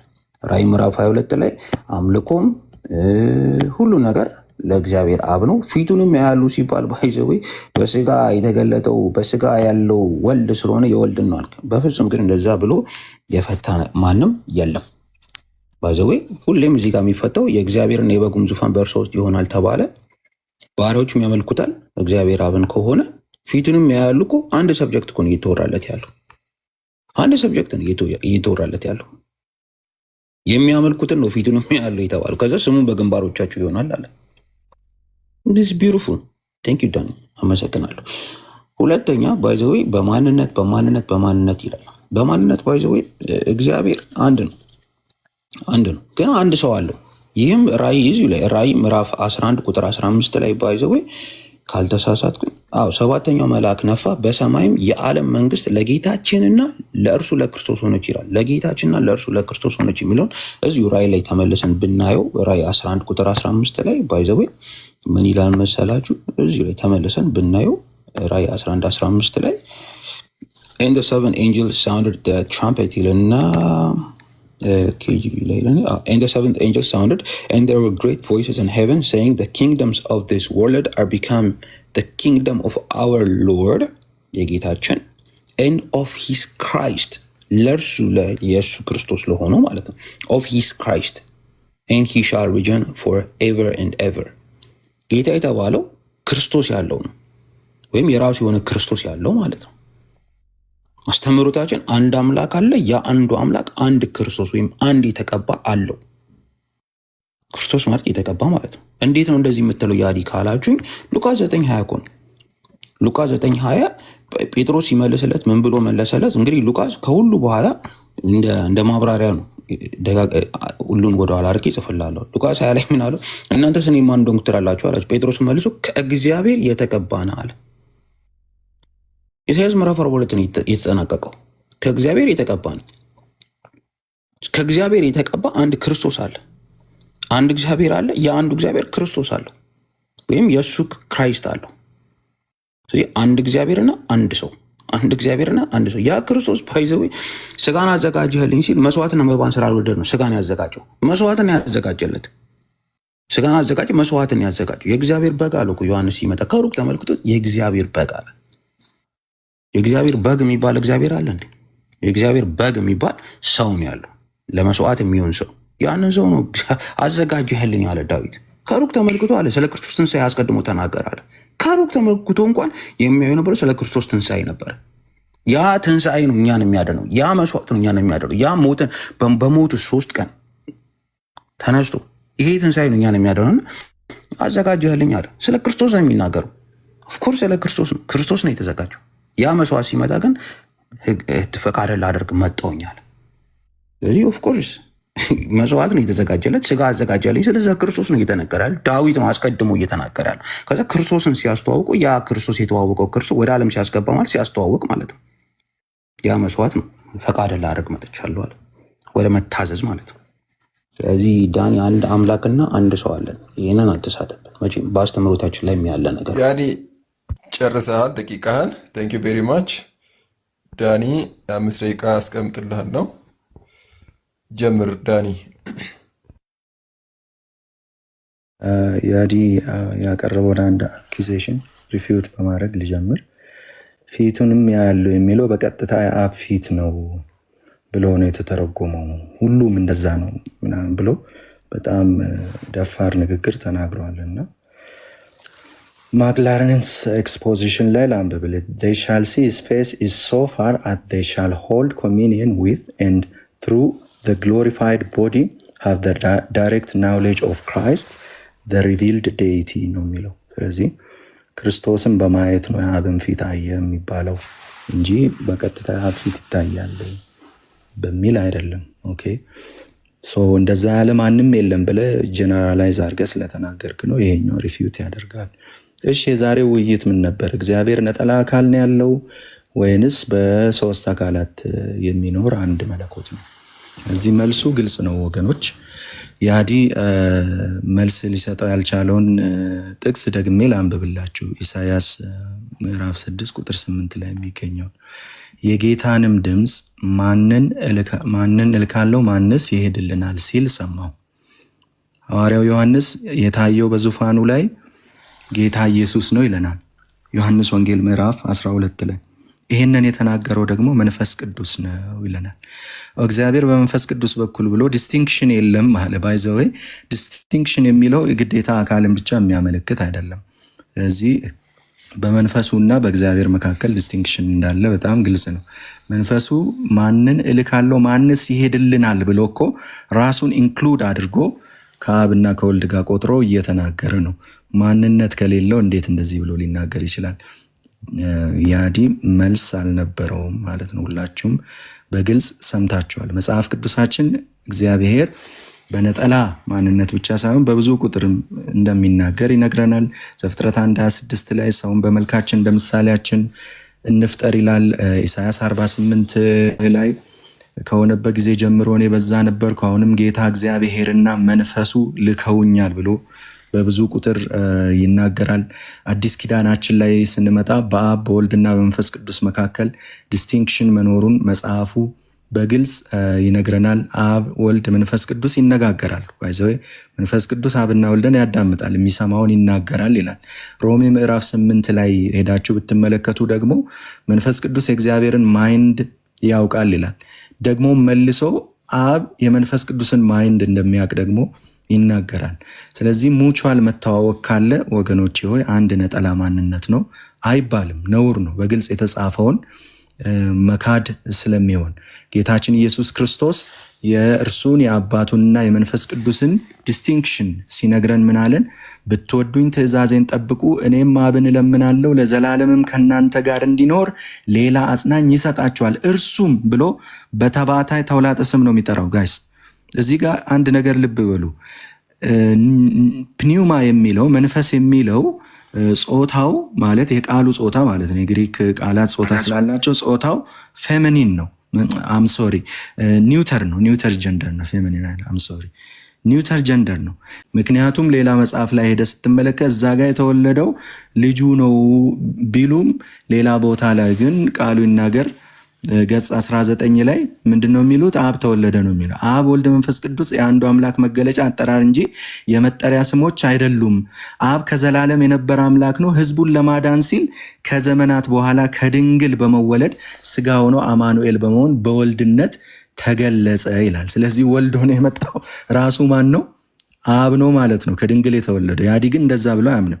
የቄስ ተክሌን መጽሐፍ ግን ጠቅሷል።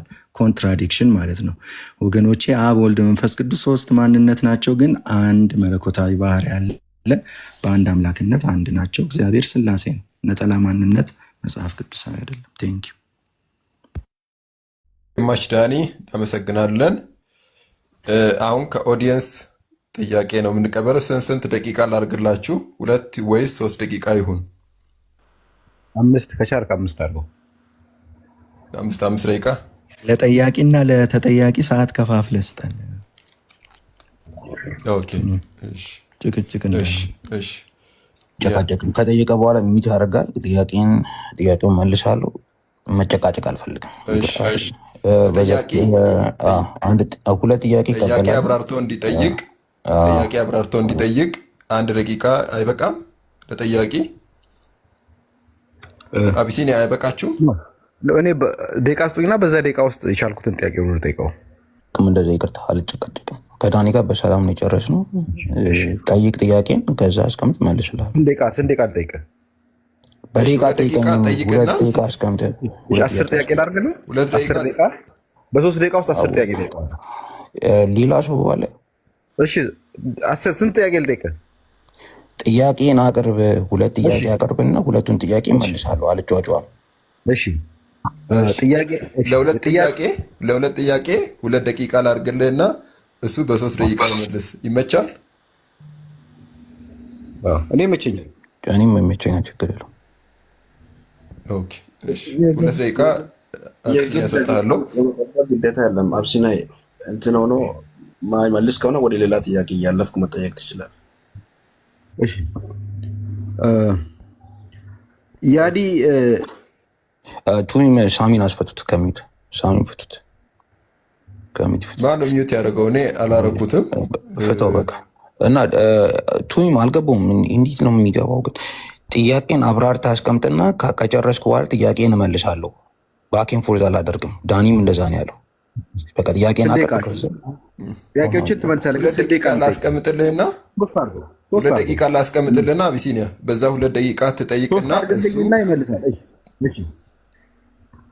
እሱ በ3 ደቂቃ ይመልሳል ነው። ኖ እሺ በ3 ደቂቃ ውስጥ እሺ ያዲ 5 ደቂቃ ላድርግና ልክ 3 ደቂቃ ሲቀር እንትን ትላለህ። ጀምር። እሺ አንዱ አምላካችሁ ማን ነው ስንላችሁ አንዱ አምላካችን ኢየሱስ ነው ትሉናላችሁ። አሁን ትመልስልኛለህ። ድል የነሳው እንዲሁ በነጭ ልብስ ይጎናጸፋል፣ ስሙንም ከሕይወት መጽሐፍ አልደመስስም። በአባቴና በመላእክቱም ፊት ለስሙ መሰክራለሁ አለ። ይህ በአባቴና በመላእክቱም ፊት ለስሙ መሰክርለታለሁ ያለው አንዱ አምላካችሁ ነው? አንዱ አምላካችሁ ነው? አብ ነው? አንዱ አምላካችሁ አብ ነው ወይ? ሌላኛውን ጥያቄ አቅርብና ስመልስ በአረበኛው አብራለሁ። ሌላኛው ጥያቄ ይህንን በሰውና በመላእክትና በአባቴ ፊት እመሰክራለሁ ያለው አንዱ አምላካችሁ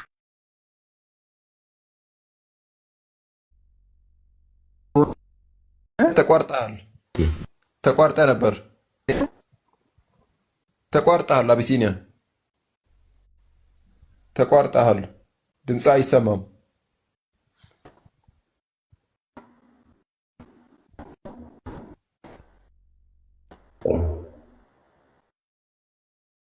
አሁንስ አልሰማም?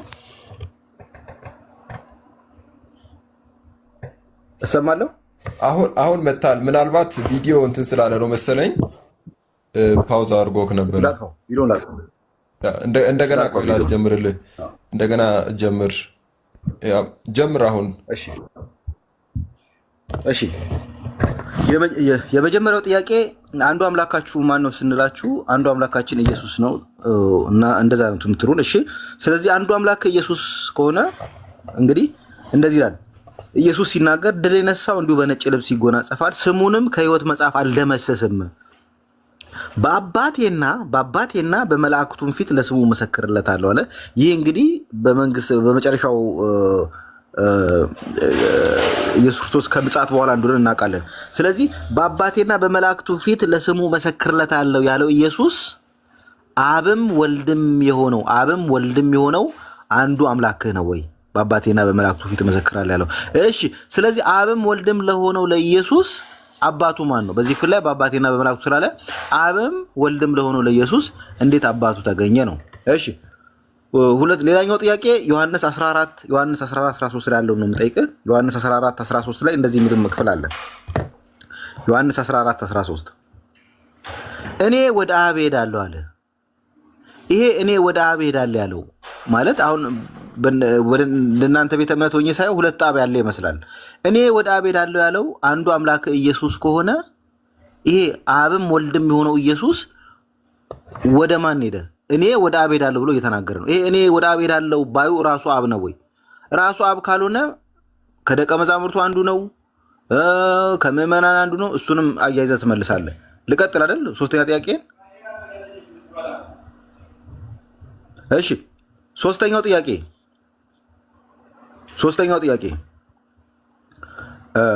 ሐዋርያት ሥራ ምዕራፍ 2 ቁጥር 33 እንጠይቃለሁ። ሐዋርያት ሥራ ምዕራፍ 2:33 እሺ። ስለዚህ በእግዚአብሔር ቀኝ ከፍ ከፍ ብሎና የመንፈስ ቅዱስን የተስፋ ቃል ከአብ ተቀብሎ ይህን አሁን እናንተ አሁን የምታዩትና የምትሰሙትን አፈሰሰው ይላል። ይሄ የመንፈስ ቅዱስን የተስፋ ቃል ከአብ የተቀበለው ኢየሱስ መሆኑን መጽሐፍ ቅዱስ ነግሯል። ይሄ የመንፈስ ቅዱስን የተስፋ ቃል ከአብ የተቀበለው አብም ወልድም የሆነው ኢየሱስ ነው ወይ? አብም ወልድም የሆነው ኢየሱስ የመንፈስ ቅዱስ ስጦታ ከማ ተቀበለ? እሺ ይሄ ነው የመጨረሻ ጥያቄ። ኢየሱስ ማን ነው ስንላችሁ ኢየሱስ አብም ነው ወልድም ነው መንፈስ ቅዱስ ነው ትላላችሁ። ኢየሱስ አብም ወልድም መንፈስ ቅዱስም ከሆነ ዮሐንስ 16:7 እንፍታለኝ። ዮሐንስ 16:7 ላይ እኔ ግን እውነት እነግራችኋለሁ፣ እኔ እንድሄድ ይሻላችኋል። እኔ ባልሄድ አጽናኙ ወደ እናንተ አይመጣም፣ እኔ ብሄድ ግን እርሱን እልክላችኋለሁ አለ። ኢየሱስ አብም ወልድ መንፈስ ቅዱስም ራሱ አብም ወልድ መንፈስ ቅዱስ ከሆነ እርሱን እልክላችኋለሁ ያለው መንፈስ ቅዱስ ማን ነው? ራሱ መንፈስ ቅዱስም ከሆነ እርሱን እልክላችኋለሁ ብሏል። እነዚህን አያይዘህ መልስልኝ። ጨርሻለሁ።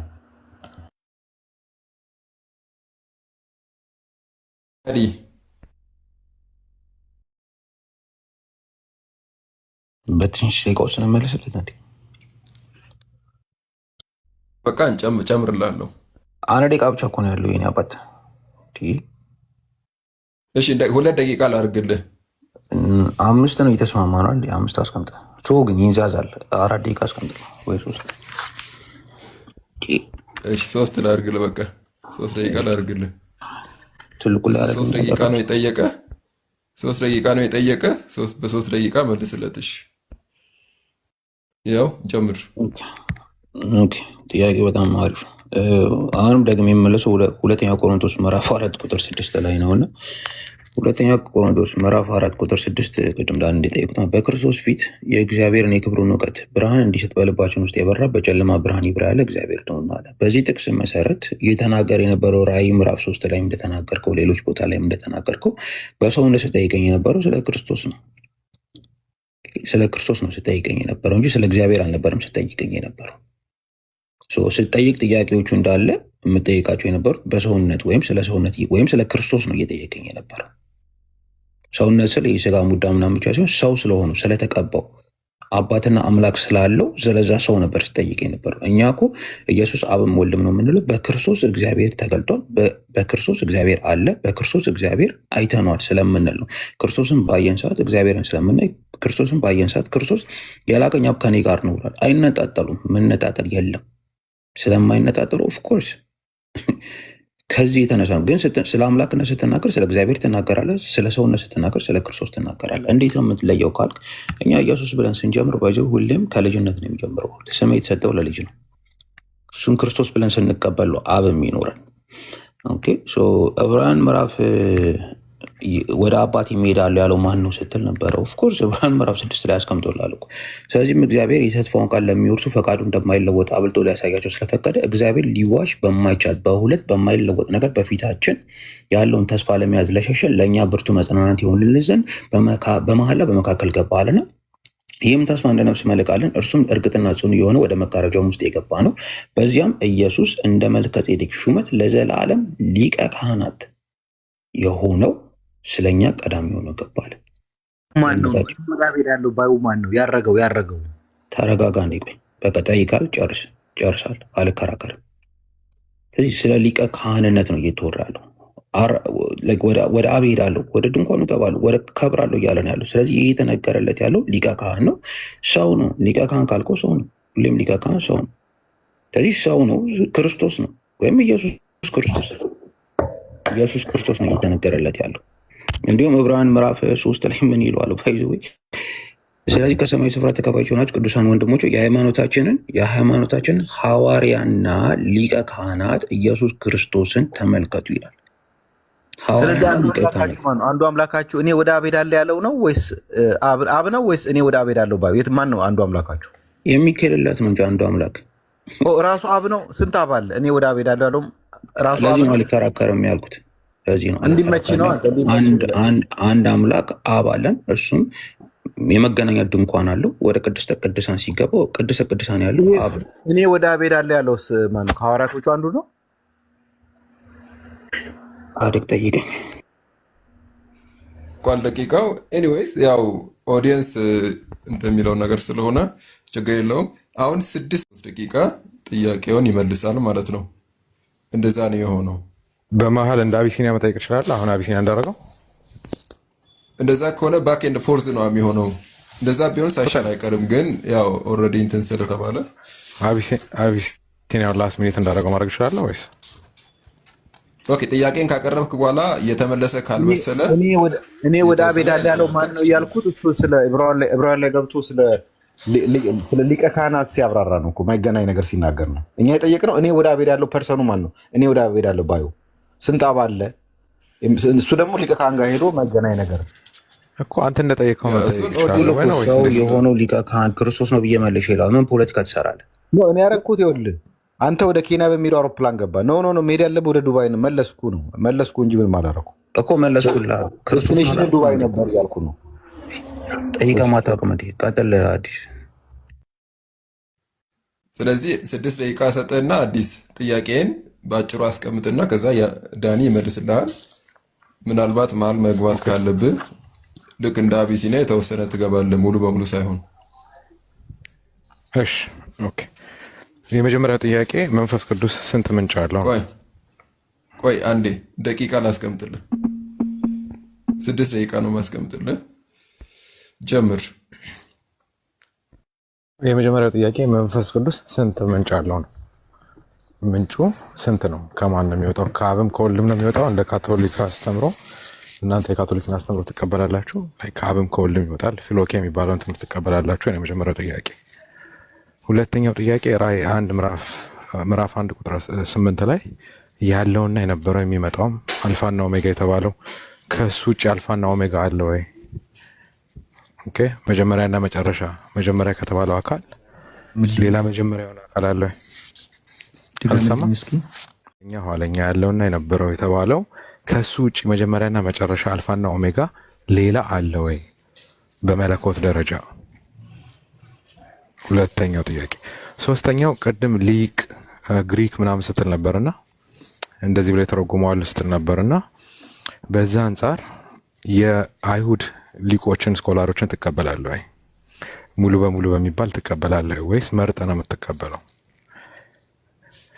ሌላው ጥያቄ ደግሞ በግሪክ አውቶስ የሚለው ቃል ወይም ደግሞ ቅድም ስለ መንፈስ ቅዱስ ስታወራ እሱ የተባለው ብለህ ያወራኸው ቃል አውቶስ የሚለው ቃል በግሪክ ስንት ሚኒንግ አለው? ሚኒንጎቹን ትነግረንና ማርቆስ 12 ከ29 እስከ 34 ያለው ክፍል ላይ እርሱ ብሎ ጸሐፍቱ የጠቀሰውን ስለ ስንት አካል እንደሚያወራ ታብራራለህ? አዱዬ ጥቅሱን ድገምልኝ። ሶሪ። ኦኬ፣ አውቶስ የሚለው የግሪክ ቃል ትይዝና ስንት ትርጉም እንዳለው ታሳየንና ትርጉም የገባበትን ማርቆስ 12 ይሰማል። ማርቆስ ምዕራፍ 12 ኦኬ፣ ማርቆስ ምዕራፍ 12 ከቁጥር 29 እስከ 34 ወይ 30 ባለው ለስንት አካል ነው ወይም ለየትኛው አካል እንደሆነ ትነግረናለህ ማለት ነው። ጥያቄዎችን ሰምተኛል ዳኒ? ብቻ ነው። ኦኬ፣ መቀጠል ይችላል ወይስ ገና ጊዜ ማቆም አለብኝ እዚህ ጋር? መርሱም 30 ሰከንድ አለ መሰለኝ። አልጨረስኩም። አይ በ3 ደቂቃ ጠይቆልኛል። ሌላው ጳውሎስ ፈቃደ በመጽሐፉ እግዚአብሔር ልጅ በሚለው መጽሐፍ ፔጅ 21 ፓራግራፍ 2 ላይ በልጁ የተገለጠው እግዚአብሔር ነው ብለዋል። ያንን ትቀበላለህ ወይ? በቃ ጨርሻለሁ። እንዳይጠፋብኝ የመጨረሻውን ልጻፈው እንዳይጠፋብኝ። ኦኬ፣ ጳውሎስ ፈቃዱ የእግዚአብሔር ልጅ በሚለው መጽሐፉ በፔጅ 21 ፓራግራፍ 2 ላይ በልጁ የተገለጠው እግዚአብሔር ነው ብሎ ጽፏል። ትቀበለዋለህ ወይ?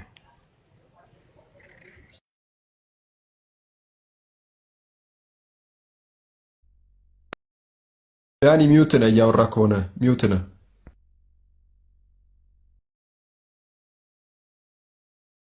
ዎቹን አስተካክዬ እየጻፍኩ ነው። አንዱ ድምፅ ያሰማ እንዳይዘረግፈን ነው። እንትን በልና 3 ደቂቃ አስቀምጥልሃለሁ ለመልስ ዳኒ፣ ችግር የለውም። እሺ፣ ያው ከ3 ደቂቃ በላይ የሚፈልግ ጥያቄ ነው የጠየቀኝ። እሺ፣ መቀጠል እችላለሁ?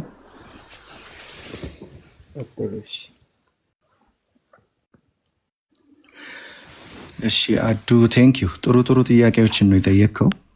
መንፈስ ቅዱስ ስንት ምንጭ አለው? ያው ከፊሎኬ ጋር የተያያዘ ጥያቄ ነው። ያው ፊሎኬ የሚለው አስተምህሮ ቤተክርስቲያንን የከፈለ አስተምህሮ ነው። ግን ደግሞ ሚድል ግራውንድ አለ ከአብ በወልድ በኩል የሚል ማለት ነው። እኔ እሱን እቀበላለሁ። መንፈስ ቅዱስ የኢየሱስ መንፈስ ተብሏል፣ ግን ከአብ የሚወጣ ነው የተባለው። ስለዚህ የሚሰርጸው ከማን ነው? ከአብ ነው። የሚሰጠው ደግሞ በወልድ በኩል ነው። ስለዚህ ወልድ በሰጪነት መንፈስ ቅዱስ ከእርሱ ይወጣል በሚለው እቀበላለሁ። ስለዚህ ይሄኛውን አስታራቂ የሆነው ሚድል ግራውንዱን ነው እኔ የምቀበለው ማለት ነው። እዛ ላይ ያለ ጥያቄ፣ ሌላ ተጨማሪ ጥያቄ ካለ መጠየቅ እንችላለን። አልፋና ኦሜጋ የሆነው ቆይ አንዴ ጣልቃ ሳገባቢ ልጨርስና ያልተመለሰልህ ካለ እዚህ ቦታ ላይ ግልጽ አድርግልኝ ትለኛለህ። ልጨርስ። ራእይ 1:8 ላይ አልፋና ኦሜጋ የሆነው ከተባለ ውጪ ሌላ አለ ወይ? አሁን ውጪ ምናምን የሚሉ ቃላት እኛ አብ ወልድና መንፈስ ቅዱስ በባህሪ ፍጹም አንድ ናቸው ስለምንል ውጪ ስትል ወልድና መንፈስ ቅዱስን ያገለለ አይነት ኤክስፔክቴሽን ከሆነ ያንተ ኤክስፔክቴሽን ውጪ በሚለው በዛ መንገድ አይመጣም። ግን አብ አልፋና ኦሜጋ እንደተባለ ሁሉ ልጁም ኢየሱስ ክርስቶስም ተብሏል እኮ እዛው ራእይ ዮሐንስ ላይ ምዕራፍ 1 ላይ ተብሏል፣ የመጨረሻው ምዕራፍም ላይ ተብሏል። ግን አልፋና ኦሜጋነት የሶስቱም ነው፣ በአንድ መለኮታዊ ባህሪ አንድ ስለሆኑ ማለት ነው። ለሶስቱም ሊነገር የሚችል ነው። ውጪ የሚለው አካልን ታሳቢ ያደረገ ከሆነ ሲጀመር ውጪ የሚለው ቃል ጥቅም ላይ መዋል የሌለበት ነው። ምክንያቱም ምናልባት በስተቀር የምትል ከሆነ ኦር ደግሞ የሆነ ውጪ ስትል የሆነ የተገነጣጠሉ ማንነቶች ስለሚያስመስል ማለት ነው። በዛ ቃል ኮምፈርተብል አይደለውም። ግን እንደ አብ ሁሉ ወልድም እንደዛው ነው፣ አልፋና ኦሜጋ ነው። መንፈስ ቅዱስም የዘላለም መንፈስ ተብሏል እኮ። አልፋና ኦሜጋ ማለት ጅማሬና ፍጻሜ የሌለው ማለት ነው። ልጁም እንደ አባቱ ነው፣ መንፈስ ቅዱስም እንደ አብ ነው። ስለዚህ በዛ ረገድ ልንናገር እንችላለን። ሌላው የአይሁድ ሊቃውንትን ትቀበላለህ ወይ? ልክ ነህ፣ መርጬ ነው የምቀበለው። ግን አንዳንድ ጊዜ ምንድነው የሚሆነው መሰለ ያዲ በክርስቲያን ሰርክል ውስጥ ስናመጣው ማለት ነው ጉዳዩን የመጽሐፍ ቅዱስ ሊቃውንት በሙሉ በአንድ ድምፅ የተስማሙበትን ነገር እናንተ ኮንትራዲክት ታደርጋላችሁ። አሁን የብሉይ ኪዳን ጥቅሶችን እኛ በምንረዳው መንገድ የተረጎሙ በጣም ብዙ የአይሁድ ሊቃውንት አሉ። ግን ሌተር ኦን ኋላ ላይ የመጡ ረባኒክ ጁዳይዝም ተከታዮች ክርስቲያኒቲን ሪፊዩት ለማድረግ የመጣ ቤተ እምነት ስለሆነ ቤተ እምነቱ በዛ መንገድ ሊተረጉሙ ይችላል። ስለዚህ እነሱን አንቀበልም ማለት ነው። ወደ ኋላ በሄድን ቁጥር ግን ከክርስትና ጋር የሚስማማ ነገር ስለምናገኝ ብዙ የምንቀበላቸው ነገሮች አሉ። እናንተም እንደዛው ነው። መርጣችሁ ትቀበላላችሁ፣ መርጣችሁ ትጥላላችሁ። እሱ መርጦ መቀበልና ለመቀበል ምንም ችግር የለበትም። ዋናው ነጥብ ግን ሁሉም በአንድ ድምፅ የተስማሙበትን ነገር እናንተ ኮንትራዲክት ስታረጉ፣ በክርስትና ታሪክ ውስጥ አለን ብላችሁ ኮንትራዲክት ስታረጉ፣ ሌላው ደግሞ ኦብጀክቲቭሊ ሊነገር የሚችል ነገር ለምሳሌ የቃላት ትርጉም የቋንቋ ጉዳይ ሲሆን ኦብጀክቲቭ ነው በቃ። እዚህ አንዱ ሊቅ የሆነ ብሎ ኮንትራዲክት የሚያደርግበት ምንም ሰበብ የለም። እንደዚህ አይነት ነገሮችን ስትቃወሙ እንደናንተ ያለ አቋም ያለው አለ ወይ ብሎ መጠየቅ አግባብ ነው። ኦኬ። ሌላው ማርቆስ 12 ላይ አዎ ከእርሱ በቀር የሚለው አብን ነው የሚያሳየው። ወልድን ያገለለ ነው ወይ? አይደለም። ወረድ ብሎ እኮ ጌታችን ኢየሱስ ክርስቶስ ጌታ ጌታዬን ጠላቶችን የእግር መረገጫ እስካደርግልህ ድረስ በቀኜ ተቀመጥ ተብሎ ለመሲሁ የተነገረውን ቃል ጠቅሷል። ስለዚህ ከአብ ያነሰ ሌላ ጌትነት አለው መሲሁ ካላልክ በስተቀር ወይንም ደግሞ ሁለት ጌቶች አሉኝ ካላልክ በስተቀር ያንን ቃል መካድ አትችልም። ግን ደግሞ በማንነት አንድ ናቸውም ማለት አትችልም። መጽሐፉ ያንን እድል አይሰጥም። እዚህ ጋር ኢንተራፕት ላድርግህና ምክንያቱም ስለፈቀደልኝ ኢንተራፕት ማድረግ እሺ ማድረግ ስለተፈቀደልኝ ኦኬ። ኢየሱስ ክርስቶስ እዚህ ጋር ሪፈር ያደረገው ማርቆስ 12:29 ለየትኛውን ጥቅስ ነው? እናንብበው ጥቅሱ አንብበው፣ ችግር የለም። የምናውቀው ስለሆነ ሰዓት ስለሚፈጅ ዘዳግም 6:4 ነው ሪፈር ያደርገው አይደለ? ያ ዘዳግም 6:4 እሺ ኦኬ። ስለዚህ ዘዳግም 6:4 ላይ ዘዳግም 6:4 ሪፈር አድርጎ ሲመልስ ጸሐፍቱ ምን ብሎ መለሰለት? ትክክል ነህ፣ አንድ ነው ከሱም በቀር ሌላ የለም ብሎ መለሰለት። ዘዳግም 6:4 ነው የጠቀሰበት ነው አይደለም? ያ እሺ ምንድነው ነጥብ ነው አይደለም? ምንድነው ነጥብ? ነጥብን አስቀምጣ እኮ ተስማማ እኮ ጥቅሱን ነጥብን እንደማስቀምጥ እኮ። ስለዚህ ትክክል ነኝ። ቀጥል። ሐሳብን ጨርስ ነው ወይስ አይደለም? ሐሳብን ጨርስ ነው ወይስ አይደለም? ሐሳብን ጨርስና ከዛ መልስልኝ። ቀጥል ሐሳብ። ኦኬ። ስለዚህ ዘዳግም 6:4 እናንተ የምትፈቱት በአንድነት አይደል እንዴ ነው ወይስ ለአንድ አካል ነው የምትፈቱት? ብራዘር ይኸውልህ ዘዳግም 1:4 ሐዋርያው ቅዱስ ጳውሎስ ለአብም ለወልድም አድርጎ ፈቷል። 6:4 ለአብም ለወልድም አድርጎ ፈቷል። ኦኬ። ቅድም የአይሁድ ሊቃውንትን በሙሉ ትቀበላለህ ወይ ምናምን ብለኛል። በፕሉራሊቲም ደግሞ የሚፈቱ አሉ። ለምሳሌ እኔ አልጠየኩም። እሱ በፕሉራሊቲ ነው የሚፈቱት። ኦኬ። እሱን አልጠየኩም። እንደ ቋንቋው እንድናገር ፍቀድልኝ። አሁን ጭቅጭቅ አደረግከው እኮ። እሺ ጠይቀኸኝ እኮ ነው ራስህ ነው የጠየቀኝ። እሺ ጭቅጭቅ አደረግከው እኮ። ስለዚህ መጽሐፉ የሚለውን መጽሐፉ ውስጥ ያለውን ዳታ በሙሉ ነው የምትወስደው እንጂ ገነጣጥላ አትወስድም። እዛ ጋር አብን ታሳቢ አድርጎ ያ የአይሁድ ሊቅ መናገሩ ወልድን ያገለለ ሊሆን አይችልም። ኦኬ ኤክስክሉሲቭ ላንጉዌጁ ወልድን የሚያገል አይደለም። ጌታችን ኢየሱስ ክርስቶስም ደግሞ ወልድን ያገለለ ነው ኤክስክሉሲቭ ላንጉዌጁ ብሎ ተቀብሎ በዛ አላቆመም። ቀጥሎ የጠቀሰው ለእግዚአብሔርም ለመሲሁም የተነገረውን ጌታ ጌታዬን የሚለውን ሁለቱንም በመለኮትነት የሚገልጸውን ቃል ነው። ኦኬ ስለዚህ ጌታችን ኢየሱስ ክርስቶስ በነጠላ አይደለም። ለዛ ነው የጠየቅኩ። ለዛ ነው ምንድነው አውቶስ ብሎ ብራዘር ጭቅጭቅ አይደለም የጠየቅኩን ጥያቄ በቀጥታ ዳይሬክት እንድታደርግልኝ ነው፣ አድሬስ እንድታደርግልኝ ነው። ዘዳግም 6:4 ሪፈር አድርጎ የተመለሰውን መልስ ትክክል ነህ ብሎታል ወይስ አላለውም? ለአብ ነው የገባው ዘዳግም 6:4 ወይስ አይደለም? ትክክል ነህ ብሎታል። ግን ኤክስክሉሲቭ ላንጉዌጁ ወንድም ይዛ ቦታ ላይ ዳትስ ማይ ኳስችን ለአብ ለአብ ነው የተነገረው ካልከ ኤክስክሉሲቭ ጨርሰናል። ላንጉዌጅ ወልድን የሚያገል ነው በሚል ትርጓሜ አይደለም። ያ አለመሆኑን ቀጥሎ አሳይቷል። ምን ሆነ ነው እርሱ ሲል ወልድንም ይጨምራል። እርሱ የሚለው የኤክስክሉሲቭ ላንጉዌጅ ትኩረቱ አብ ላይ ቢሆንም ግን ወልድን የሚያገል አይደለም ነው እያልኩ ያለው እኮ። ይጨምራል ወይ አያገልም ካልክ ይጨምራል ማለት ነው ወይስ አይጨምርም? እዛ ቦታ ላይ አግልሎ አይደለም የተናገረው። ሲጀመር በሚያገል ሴንስ አይደለም ጌታ ኢየሱስ አክሰፕት ያደረገው እያልኩ ነው። ዳኒ ይጨምራል ወይስ አይጨምርም? ይኸውልህ በሚያገል የተናገረው ስለ አብ ነው፣ ግን ሴንሱ የተናገረበት ሴንስ የሚያገል አይደለም። ጌታ ኢየሱስም አክሴፕት ያደረገበት ሴንስ የሚያገል አይደለም ነው እኔ እያልኩ ያለሁት እኮ። ይጨምራል ወይስ አይጨምርም? እሺ አሁን ጭቅጭቅ አደረገው አዱዬ መለስኩ እንዴ። ቀጥታ እኮ አይጨምርም ብዬ ልቀበል? አይጨምርም። አሁን አንተ የፈለግከው ፖለቲካ ስላለ በዛ መንገድ አልመልስልም። ትኩረቱ አብ ላይ ነው። ለምን ፖለቲካ? እድል ስጠኝ ፕሊዝ፣ ፕሊዝ እድል ስጠኝ። ጭቅጭቅ ካረኮማ ይልክ አይደለም። ትኩረቱ አብ ላይ ነው። ጸሐፊው ማንን ታሳቢ አድርገው ነው የተናገረው? አብን። ግን ጌታችን ኢየሱስ ክርስቶስ መልሱን አክሴፕት አድርጎታል። ወልድን የሚያገል ነው ኤክስክሉሲቭ ላንጉዌጁ? በፍጹም አይደለም።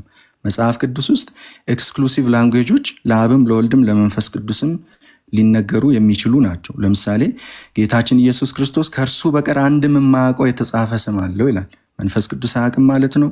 አብ አያውቅም ማለት ነው? በዛ መንገድ አንረዳም። ኦኬ አካል ግን ነጠላ ብቻ ነው። አብ፣ ወልድ፣ መንፈስ ቅዱስ አንድ ማንነት ናቸው የምትል ከሆነ መጽሐፍ ቅዱስ ያንን ድምዳሜ እንድትይዝ አይፈቅድልህም። ስለዚህ እንደዚህ አይነት ጥቅሶችን ስታገኝ ኤክስክሉሲቭ ላንጉዌጅ ጥቅም ላይ ሲውል ሌላውን አካል ባገለለ ሴንስ አይደለም። መጽሐፍ ቅዱስ በዛ አይተረጉም። ሐዋርያው ቅዱስ ጳውሎስ አንድ አምላክ አብ አለን ብሎ አንድ ጌታ ኢየሱስ አለን አለ። ኤክስፎርድ ኮሜንተሪ አሁን የሊብራል ኮሜንተሪ ነው። እሱን አውጥቼ ላሳይህ እችላለሁ። ይሄ ሐዋርያው ቅዱስ ጳውሎስ ይሄንን ሲያደርግ አብና ወልድን በሼማ ውስጥ እያስገባ ነው ብለው ነው እንትን ያሉት። የኛ ሊቃውንት በሙሉ ደግሞ የሚናገሩት ይሄን ነው። ኢቨን የክርስትና ተቃዋሚዎች ራሳቸው አክሴፕት የሚያደርጉትን ኦብጀክቲቭ የሆነ ነገር ነው እየነገርኩ ያለሁት። ስለዚህ ኤክስክሉሲቭ ላንጉዌጅ ሲነገር አንድ አካል ላይ ትኩረት ሊያደርግ ይችላል። አብ ላይ ትኩረት ሊያደርግ ይችላል፣ ወልድ ላይ ትኩረት ሊያደርግ ይችላል፣ መንፈስ ቅዱስ ላይ ትኩረት ሊያደርግ ይችላል። ግን ሌላውን የሚያገል ነው ወይ? በፍጹም አይደለም። ይሄ ነው። የትኛውን አካል ያካተተ ነው? ቀጥታ መልስልኝ። መልሼ እልሃለሁ። ፌር አይደለም። በነገራችን ላይ መቀበል አለመቀበል መብት ነው፣ ግን እኔ መልሼ እልሃለሁ። ለአቢሲኒያም እንደዚህ ሰፋ ያለ ደቂቃ መስጠት ነበረብኝ። ለአንተ ነው አዲስ የሰጠሁት። ደቂቃው ቅድም ነው ያለፈውና ድጋሚ ለአቢሲኒያ ልስጠው።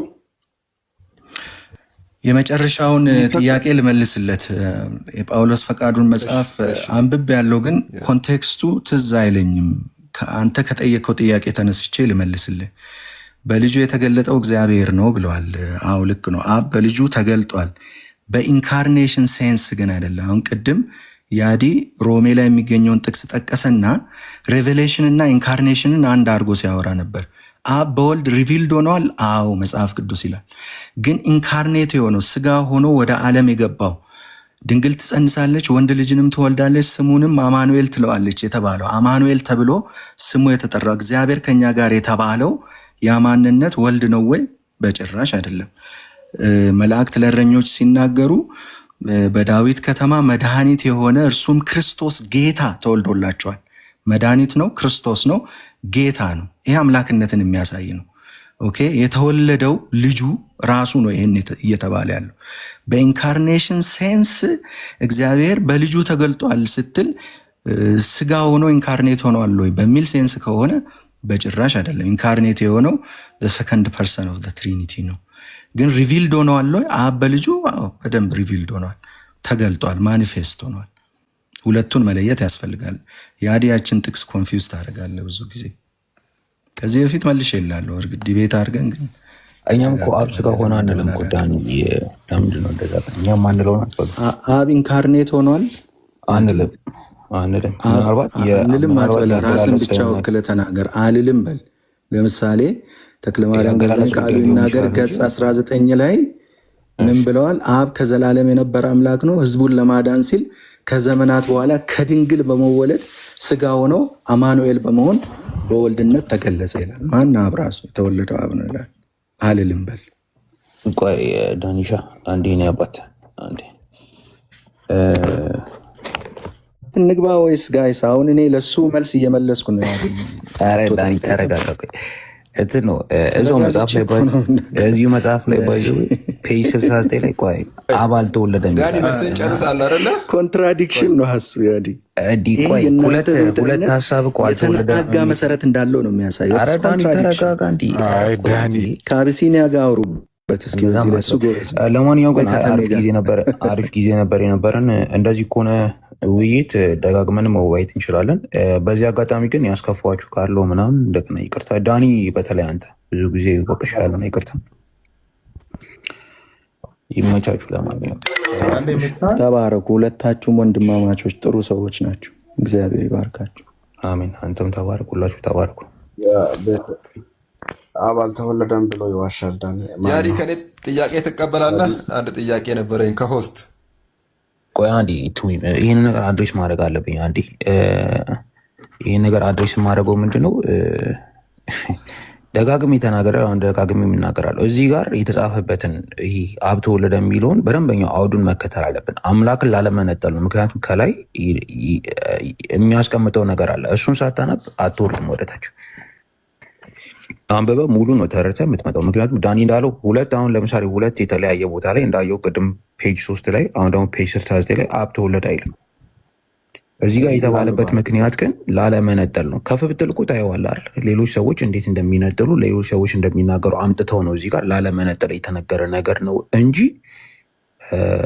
እኔ እርግጠኛ ነኝ ብዙ መጽሐፍ ተነቧል፣ እንደዛ አይቀመጥም።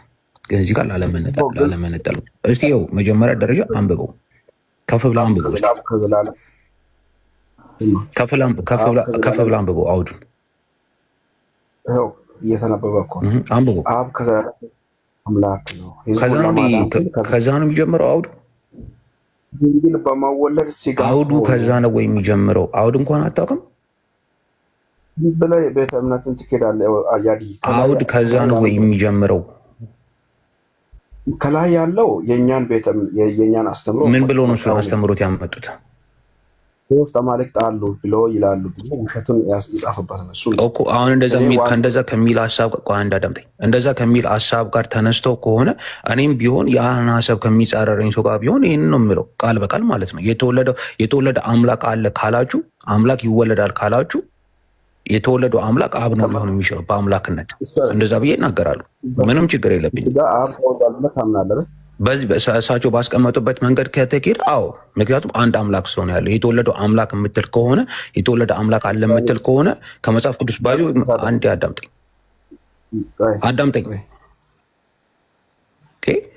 አምላክ ተወለደ የሚል መጽሐፍ ቅዱስ ላይ የለም። አምላክ አይወለድም።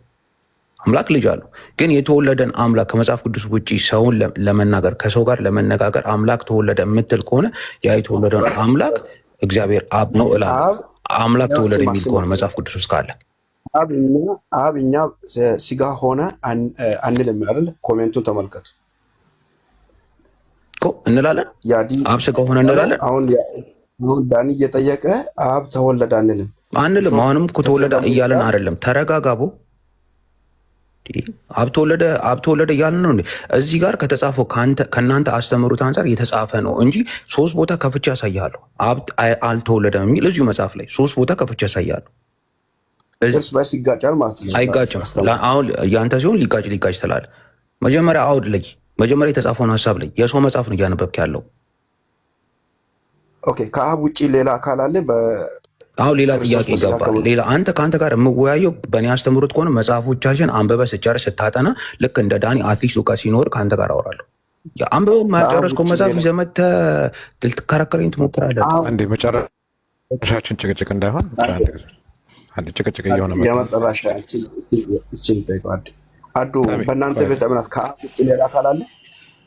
አካል የምታወራ ከሆነ ስለ ማንነት አንድ ማንነት ነው ያለው። አንዴ ተሜ አንድ ጊዜ እሺ፣ የተወለደው በሰላም ተወያይተናል እኮ እስካሁን። ተሜ ፕሊዝ። እሺ፣ ማን ነው አዱ? ቆይ ከዛ አካል ሌላ የተወለደ አካል አለ? ኦኬ ተሜ፣ የተወለደው ሰው ነው። መልስላለሁ። ጥያቄዎች የምትፈልገውን ጥያቄ ጠይቅ። ሂድ። ሰው የተወለደው ሰው ቆይ በስጋ ከዳዊት ዘር ስለተወለደ ስለ ልጁ ይላል። በስጋ የተወለደው ስጋ ነው።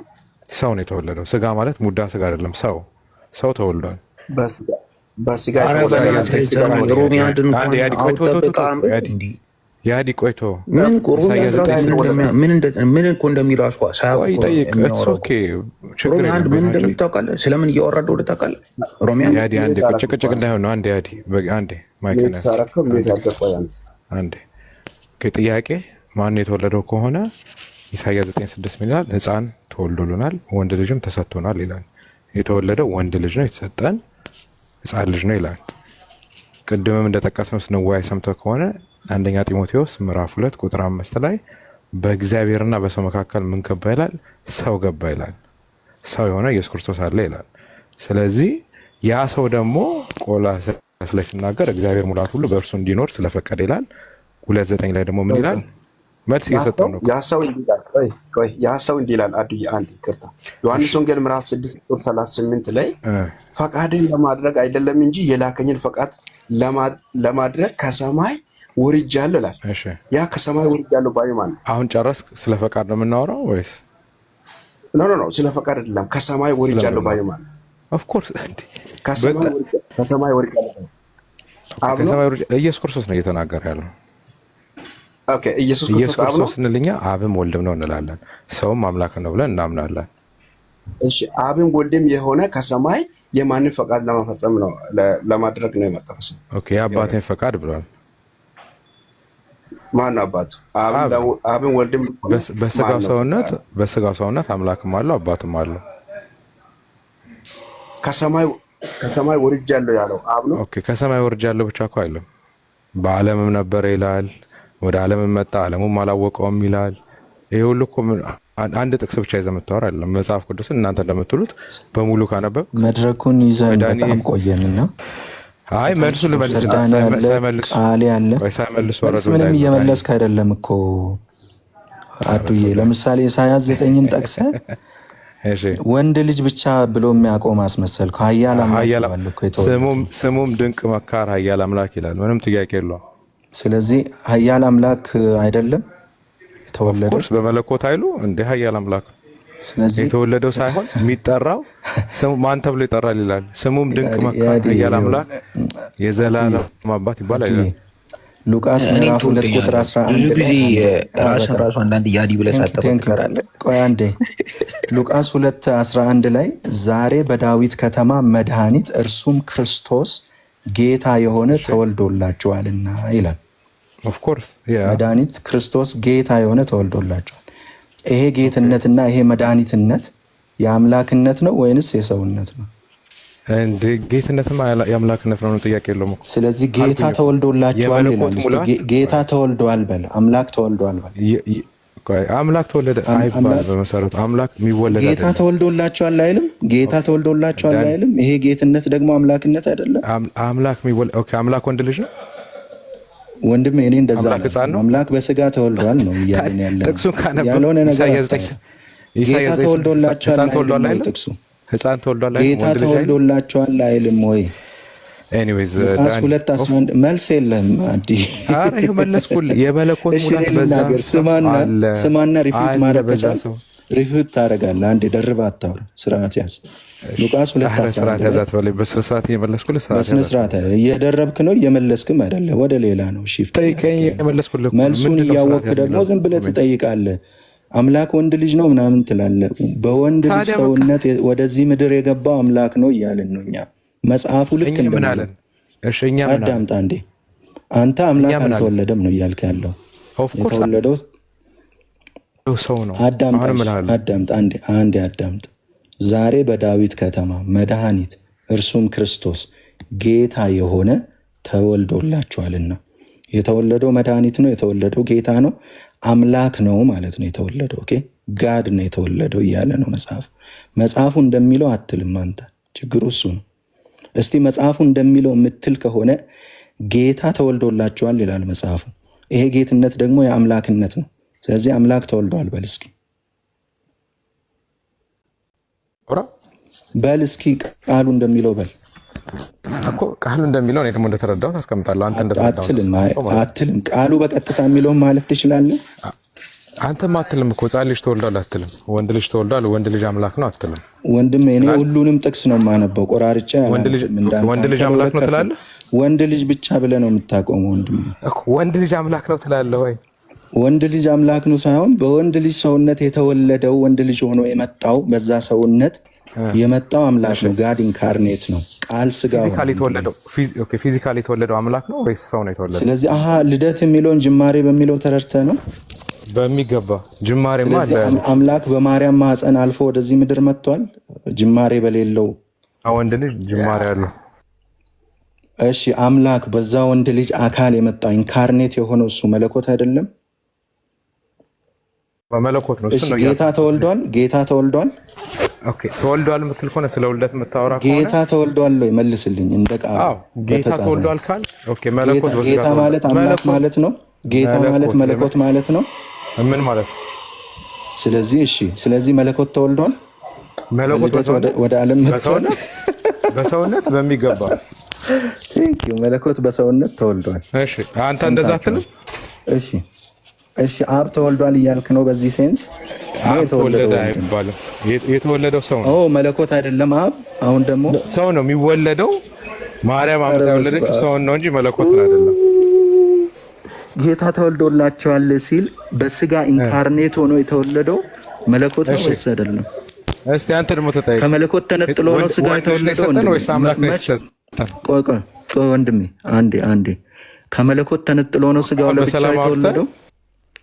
ከመለኮት ተነጥሎ ነው ስጋው ለብቻው የተወለደው?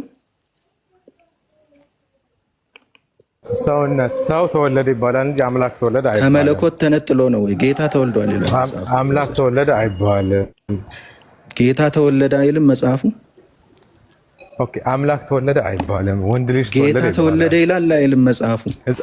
ሕፃን ተወለደ ይላል መጽሐፉ። ጌታ ተወለደ አይልም? ሉቃስ 2:11 ሕፃን ተወለደ ይላል። ያ ትንቢት የተፈጸመው ሕፃን ተወለደ። ጌታ ተወለደ አይልም ወይ? አይልም ወይ? በቃ አንተም እንደምትመልሰው ነው ይመልሳል። ጌታ ተወለደ አይልም?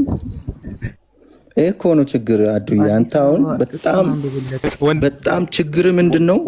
ያንተን ዶክትሪን እውነት ለማድረግ የተጻፈውን የመጽሐፉን ቃል ራሱ የማለት እንትን የለም። አንተ ወንድ ልጅ ተወለደ መሰረት በተጻፈው መሰረት ሕፃን ተወልዶልናል፣ ወንድ ልጅም ተሰጥቶናል፣ አለቅነትም በጫንቃው ላይ ይሆናል፣ ስሙም ድንቅ መካር ኃያል አምላክ የዘላለም አባት የሰላም አለቃ። አሜን። ቆራርጬ አላነብም እንዳንተ። አንተ ግን ቆርጠህ ነው የምታነበው። ቆርጬ አላነብም እኔ። ቆርጬ አላነብም እኔ። አሁን ሌላ ትልቁ ላይ አድርጉና ይሄን ጥቅስ አንብበህ ትወርዳለህ። አንዴ ጠይቀኝማ አልወርድም። እኔ መጠየቅ አለብኝ። ጠይቀኝማ አንወርድም። መድኃኒት እርሱም ክርስቶስ ጌታ የሆነ ተወልዶላቸዋል። ጌታ ተወልዷል በል እስኪ። ችግር የለብኝም። ጌታ በአካል ተወልዷል አሉ፣ በስጋ ተወልዷል አሉ። ስለዚህ ይሄ ጌትነት የአምላክነት ነው አይደል? የአምላክነት። ስለዚህ አምላክ በስጋ ተወልዷል። መለኮት በሰውነት ተወልዷል። ቴንኪው በጣም እኔ ደግሞ ልጠይቅ። ኖ ኖ እኔ ደግሞ ልጠይቅ። አዲስ አትግባ አንዴ ጥያቄ ነበር። አትግባ ከቃሌ ጋር አውሩ ብራዘር። አየህ ላሽ ስትል ዳኒ አይ ላይክ ዲስ ምን ላሽ? አንተ እኮ ከያዲ አትሻልም ብራዘር። ያዲ እኮ አንተ ከያዲ አትሻልም። አዱዬ ትሻላለህ። ትሻለህ። አላጠናውም ብሎ ነው የወረደው ወንድሜ። ዶክተር ተስፋዬም አላጠናውም ብሏል። እስና ቢግ ዲል በምን ኮንቴክስት? ተው ኮንቴክስት ላይ አታውራ እስኪ። በምን ርዕስ ነው ዶክተር ተስፋዬ እንደዛ ያለው? ከቅድም ጀምሮ አልጠየቅም ትላለህ። በምን ርዕስ ነው እንደዛ ያለው? ችግር የለም ኦኬ። ማትጠየቅ ሆነ ኦኬ። 5 ደቂቃ ሙሉ ቅድም አልጠየቅም። እሺ አሁን ተው። ኧረ ችግር የለም አልጠየቅኩም። ችግር የለውም። ይሄው እኔ ልጠይቀኝ በቃ አንዴ ቃሌ ካንተ ጋር አልጀመርኩም ቃሌ። እሺ እኔ ልጠይቀህ በቃ ችግር እንዴ እሱ ትልቅ ሰው ነው እኮ ተምሯል አይደል እንዴ? ምን እንዴ እሱ ላይ ምን አሰፈረ? ይሁን ጋር መጥቼልህ። አይ ፌር የሚሆነው እስቲ ከእሱ ጋር ከጀመርን እስቲ ከእሱ ጋር እንጨርሳለን። ነገር የለውም። አንድ ሰው ነው እየጠየቀ ቃሌ ቆይ ኧረ ዳኒ አልፈልግም ካለ ዳኒ ከአንተ ጋር ጥያቄ መቀጠል ይችላል ወይ? እኔ ልጠይቅህና ሆነ ነው ብራዘር ባይዘዊ ተወያዩ ከወረደ በኋላ ዳኒ የመመለስ ግዴታ የለበትም። በቃ ያዲ ወርደ ኧረ እኔ 3 ሰዓት ሙሉ ነው እዚህ የተቀመጥኩት። ይህን ሁሉ ሰዓት አውርቼ እቺን ቃል አሁን ጌታ ተወልዶላችኋል የምትለዋን ላለ ማለት ተናነቀው። ግን ያው ውጣታል፣ ቃሉን ውጣዋል እኮ ዞሮ ማለት ነው። ስለዚህ እኔ ፖይንት እሱ ነው። ከዚህ በኋላ ምን አጨቃጨቀኝ ካንተ ጋር? እስቲ ከኔ ጋር ያወራ። ቆይ ቃሌ ጋር ማውራት ትችላለህ ወንድሜ። ካልቻልክ ውረድ። አልችልም። አንተ አትችልም? አላወራም ካንተ አልችልም። ካንተ ጋር አላወራም። ኦኬ ታዲያ ካልሆራም ከኔ ጋር አውራ። በቃ ና ከኔ አንተ ከያዲ አትሻልም። ያዲ አልችልም ብሎ ኧረ እኔ ከማንም አልሻልም። ከማናችሁም እዚህ ካላችሁ ታትሻለህ። ከሱ ጋር ከሱ ካልተሻልክ እሱ አልችልም ብሎ ነው የወረደው። አንተ ልትችል አልችልም። አሁን ከቃሌ ጋር አውራ። አልችልም ማለት አይ ነው። ከኔ ጋር አውራ። እስቲ ምን እናውራ? ቃል ሉቃስ ወንጌል ምዕራፍ አንተ ነው የምትጠይቀኝ መልሰህ ትጠይቀኛለህ። አንተም ችግር የለውም አታስብ። አይ በችግር የለውም። አይ እስካሁን እኮ ቁጭ አልኩ። አንድ ጥያቄ እንኳን እንዳልጠይቅ ታግቼ። እሺ ትጠይቀኛለህ። ከዛ በኋላ ልጠይቅህ? ኖ እኔ አሁን የኔ ተራ ነው መጠየቅ። ጠይቄያለሁ። ተሜ ጠይቆኛል፣ ዳኒ ጠይቆኛል። አንተ ገባለህ ያልከው በዳኒ ቦታ እኮ ለመጠየቅ ነው አይደለ? አትጠየቅም ማለት ነው? ጠይቅሽ እንዴ እስካሁን ስትጠይቁኝ አልነበር እንዴ? ምን ነው አልክ? ጠይቅ፣ ችግር የለውም። ጠይቅ። ኦኬ ጢሞቴዎስ 3:16 ክፈትልኝ። እሺ በጌታ በኢየሱስ ስም መጀመሪያ ጥያቄ ቶሎ ይሰማችኋል? እሺ ጢሞቴዎስ ይሰማችኋል? ቶሜ ይሰማል። እሺ ጢሞቴዎስ ዘጋብኝ ነው ነገሩ። እሺ ጢሞቴዎስ 3:16 እሺ በስጋ የተገለጠው ማን ነው? ወልድ። ኦኬ ጳውሎስ ፈቃደ ደግሞ በመጽሐፉ ገጽ 21 ምዕራፍ አይ ቲንክ ፓራግራፍ 2 ላይ እግዚአብሔር በልጁ ተገልጧል ይላል። ተቀበለዋል? ይሄን ጥቅስ ጠቅሶ ነው እግዚአብሔር በልጁ ተገልጧል ያለው? እየጠየቅኩ ነው። ይሄን ጥቅስ ይጥቀስ አይጥቀስ አይደለም ጥያቄ። እግዚአብሔር በልጁ ተገልጧል ብሏል። ተቀበለዋል? አንዴ ታገሰኝ። እሺ በጣም ደስ ይለኛል። ኦኬ የጠቀሰውን ጥቅስ አይታችሁታል? አሁን መጽሐፉን ልናወጣው ነው። ኖ የአንተን ሀሳብ መጀመሪያ ሰምቼ ነው ወደ ጳውሎስ ፈቃዱ መጽሐፍ እንዴ። እኔማ ወልድ ነው እዚህ ጋር በስጋ የተገለጠው አልኩ እኮ። በቃ እኮ ክፈተውና አሁን ጳውሎስ ፈቃዱ የጻፈውን ደግሞ እናንብብ። እሺ ገጽ ስንት ላይ ያመጣል? 21 ላይ ክፈተው። ገጽ 21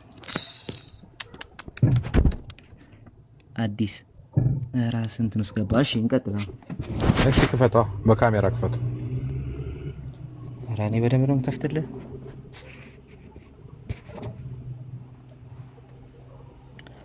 እሺ ገጽ 21 ገጽ እሺ ፓራግራፍ 2 ሲጀምር ምን ይላል? እግዚአብሔር በተለያዩ መንገዶች በየደረጃው ራሱን እየገለጠ ቆይቶ በመጨረሻ ለዓለም በገለጠው በልጁ በክርስቶስ ኢየሱስ ነው ይላል። ኦኬ ማን ነው እግዚአብሔር የተባለው? እዚህ ጋር አንደኛ ጢሞቴዎስን ጠቅሶ እንዴ ማን ነው እግዚአብሔር የተባለው? አንተ ወልድ ነው በስጋ የተገለጠው ብለሃል አይደለ? ጥቅሱ በስጋ የተገለጠው ወልድ ነው የሚለው ነው ያልኩ። በቃ ወልድ ነው የሚለው ብለኛል አይደለ? እኔ ጳውሎስ ፈቃደ ጠቅሷል አላልኩም። ጳውሎስ ፈቃደ መጽሐፉ ላይ እግዚአብሔር ብሎ የጠቀሰው ማን ነው? በልጁ ብሎ የጠቀሰው ማን ነው? አንድ ጊዜ መጀመሪያ የጠየቅኝ ጥያቄ ምን ነበር? ኦኬ ጢሞቴዎስ ላይ መመለስም ከፈለክ እመለሳለሁ። መጀመሪያ ግን ጥያቄን አድርስ። መጀመሪያ የጠየቅኝ ምን ነበር? አድሬስ አድርግልኝ ጥያቄን ካለ መጀመሪያ የጠየቅኝ ምን ነበር? አስታውሰኝ እስቲ። ጢሞቴዎስ 3:16 ማን የተገለጠው አልኩ? ወልድ አልከኝ አይደል? እሺ በጢሞቴዎስ 3:16 መሰረት ማን ተገለጠ አልኩ? እኔ ወልድ አልከኝ። ወልድ አልኩ። እሺ ስለዚህ እዚህ ጋር መጣህ። እዚህ መጣህና ጢሞቴዎስ ነው የጠቀስኩት። ለምንድን ነው አልኩ? እኔ ወይ ለምንድን ነው አልኩ? አንዴ ተረጋጋ። እሺ እሺ እዚህ ጋር መጣህና አብ ተገለጠ የሚል አሳየ። አብ ተገለጠ የሚል ስታሳይ ሙግት ኮሄረንት የሚሆነው እንዴት መሰለ? ጳውሎስ ይሄንን እያሰበ ተናግሮ ከሆነ ነው። ይሄን ክፍል ጳውሎስ ይሄን አስቦ ነው ይሄን ክፍል የተናገረው አላልኩም። ጳውሎስ ይሄን አስቦ ተናገረ የሚል ነገር አልወጣኝም። ካላልክ ኬዝ ክሎዝድ። ይሄ እየተናገረ ያለው ስለ ጢሞቴዎስ አይደለም። እኔ ስለ ጢሞቴዎስ ነው እኮ የሚል ነገር አልጠየቅኩም። ካሌ አለቀ። ጢሞቴዎስን ለምን አርጊመንት ዝም ብለህ ማይሆን አርጊመንት አትጠራ። እኔ ስለሱ አልጠየቅኩም። ጢሞቴዎስን ለምን ጠየቅክ ነው ያልኩህ። በቃ ያንተና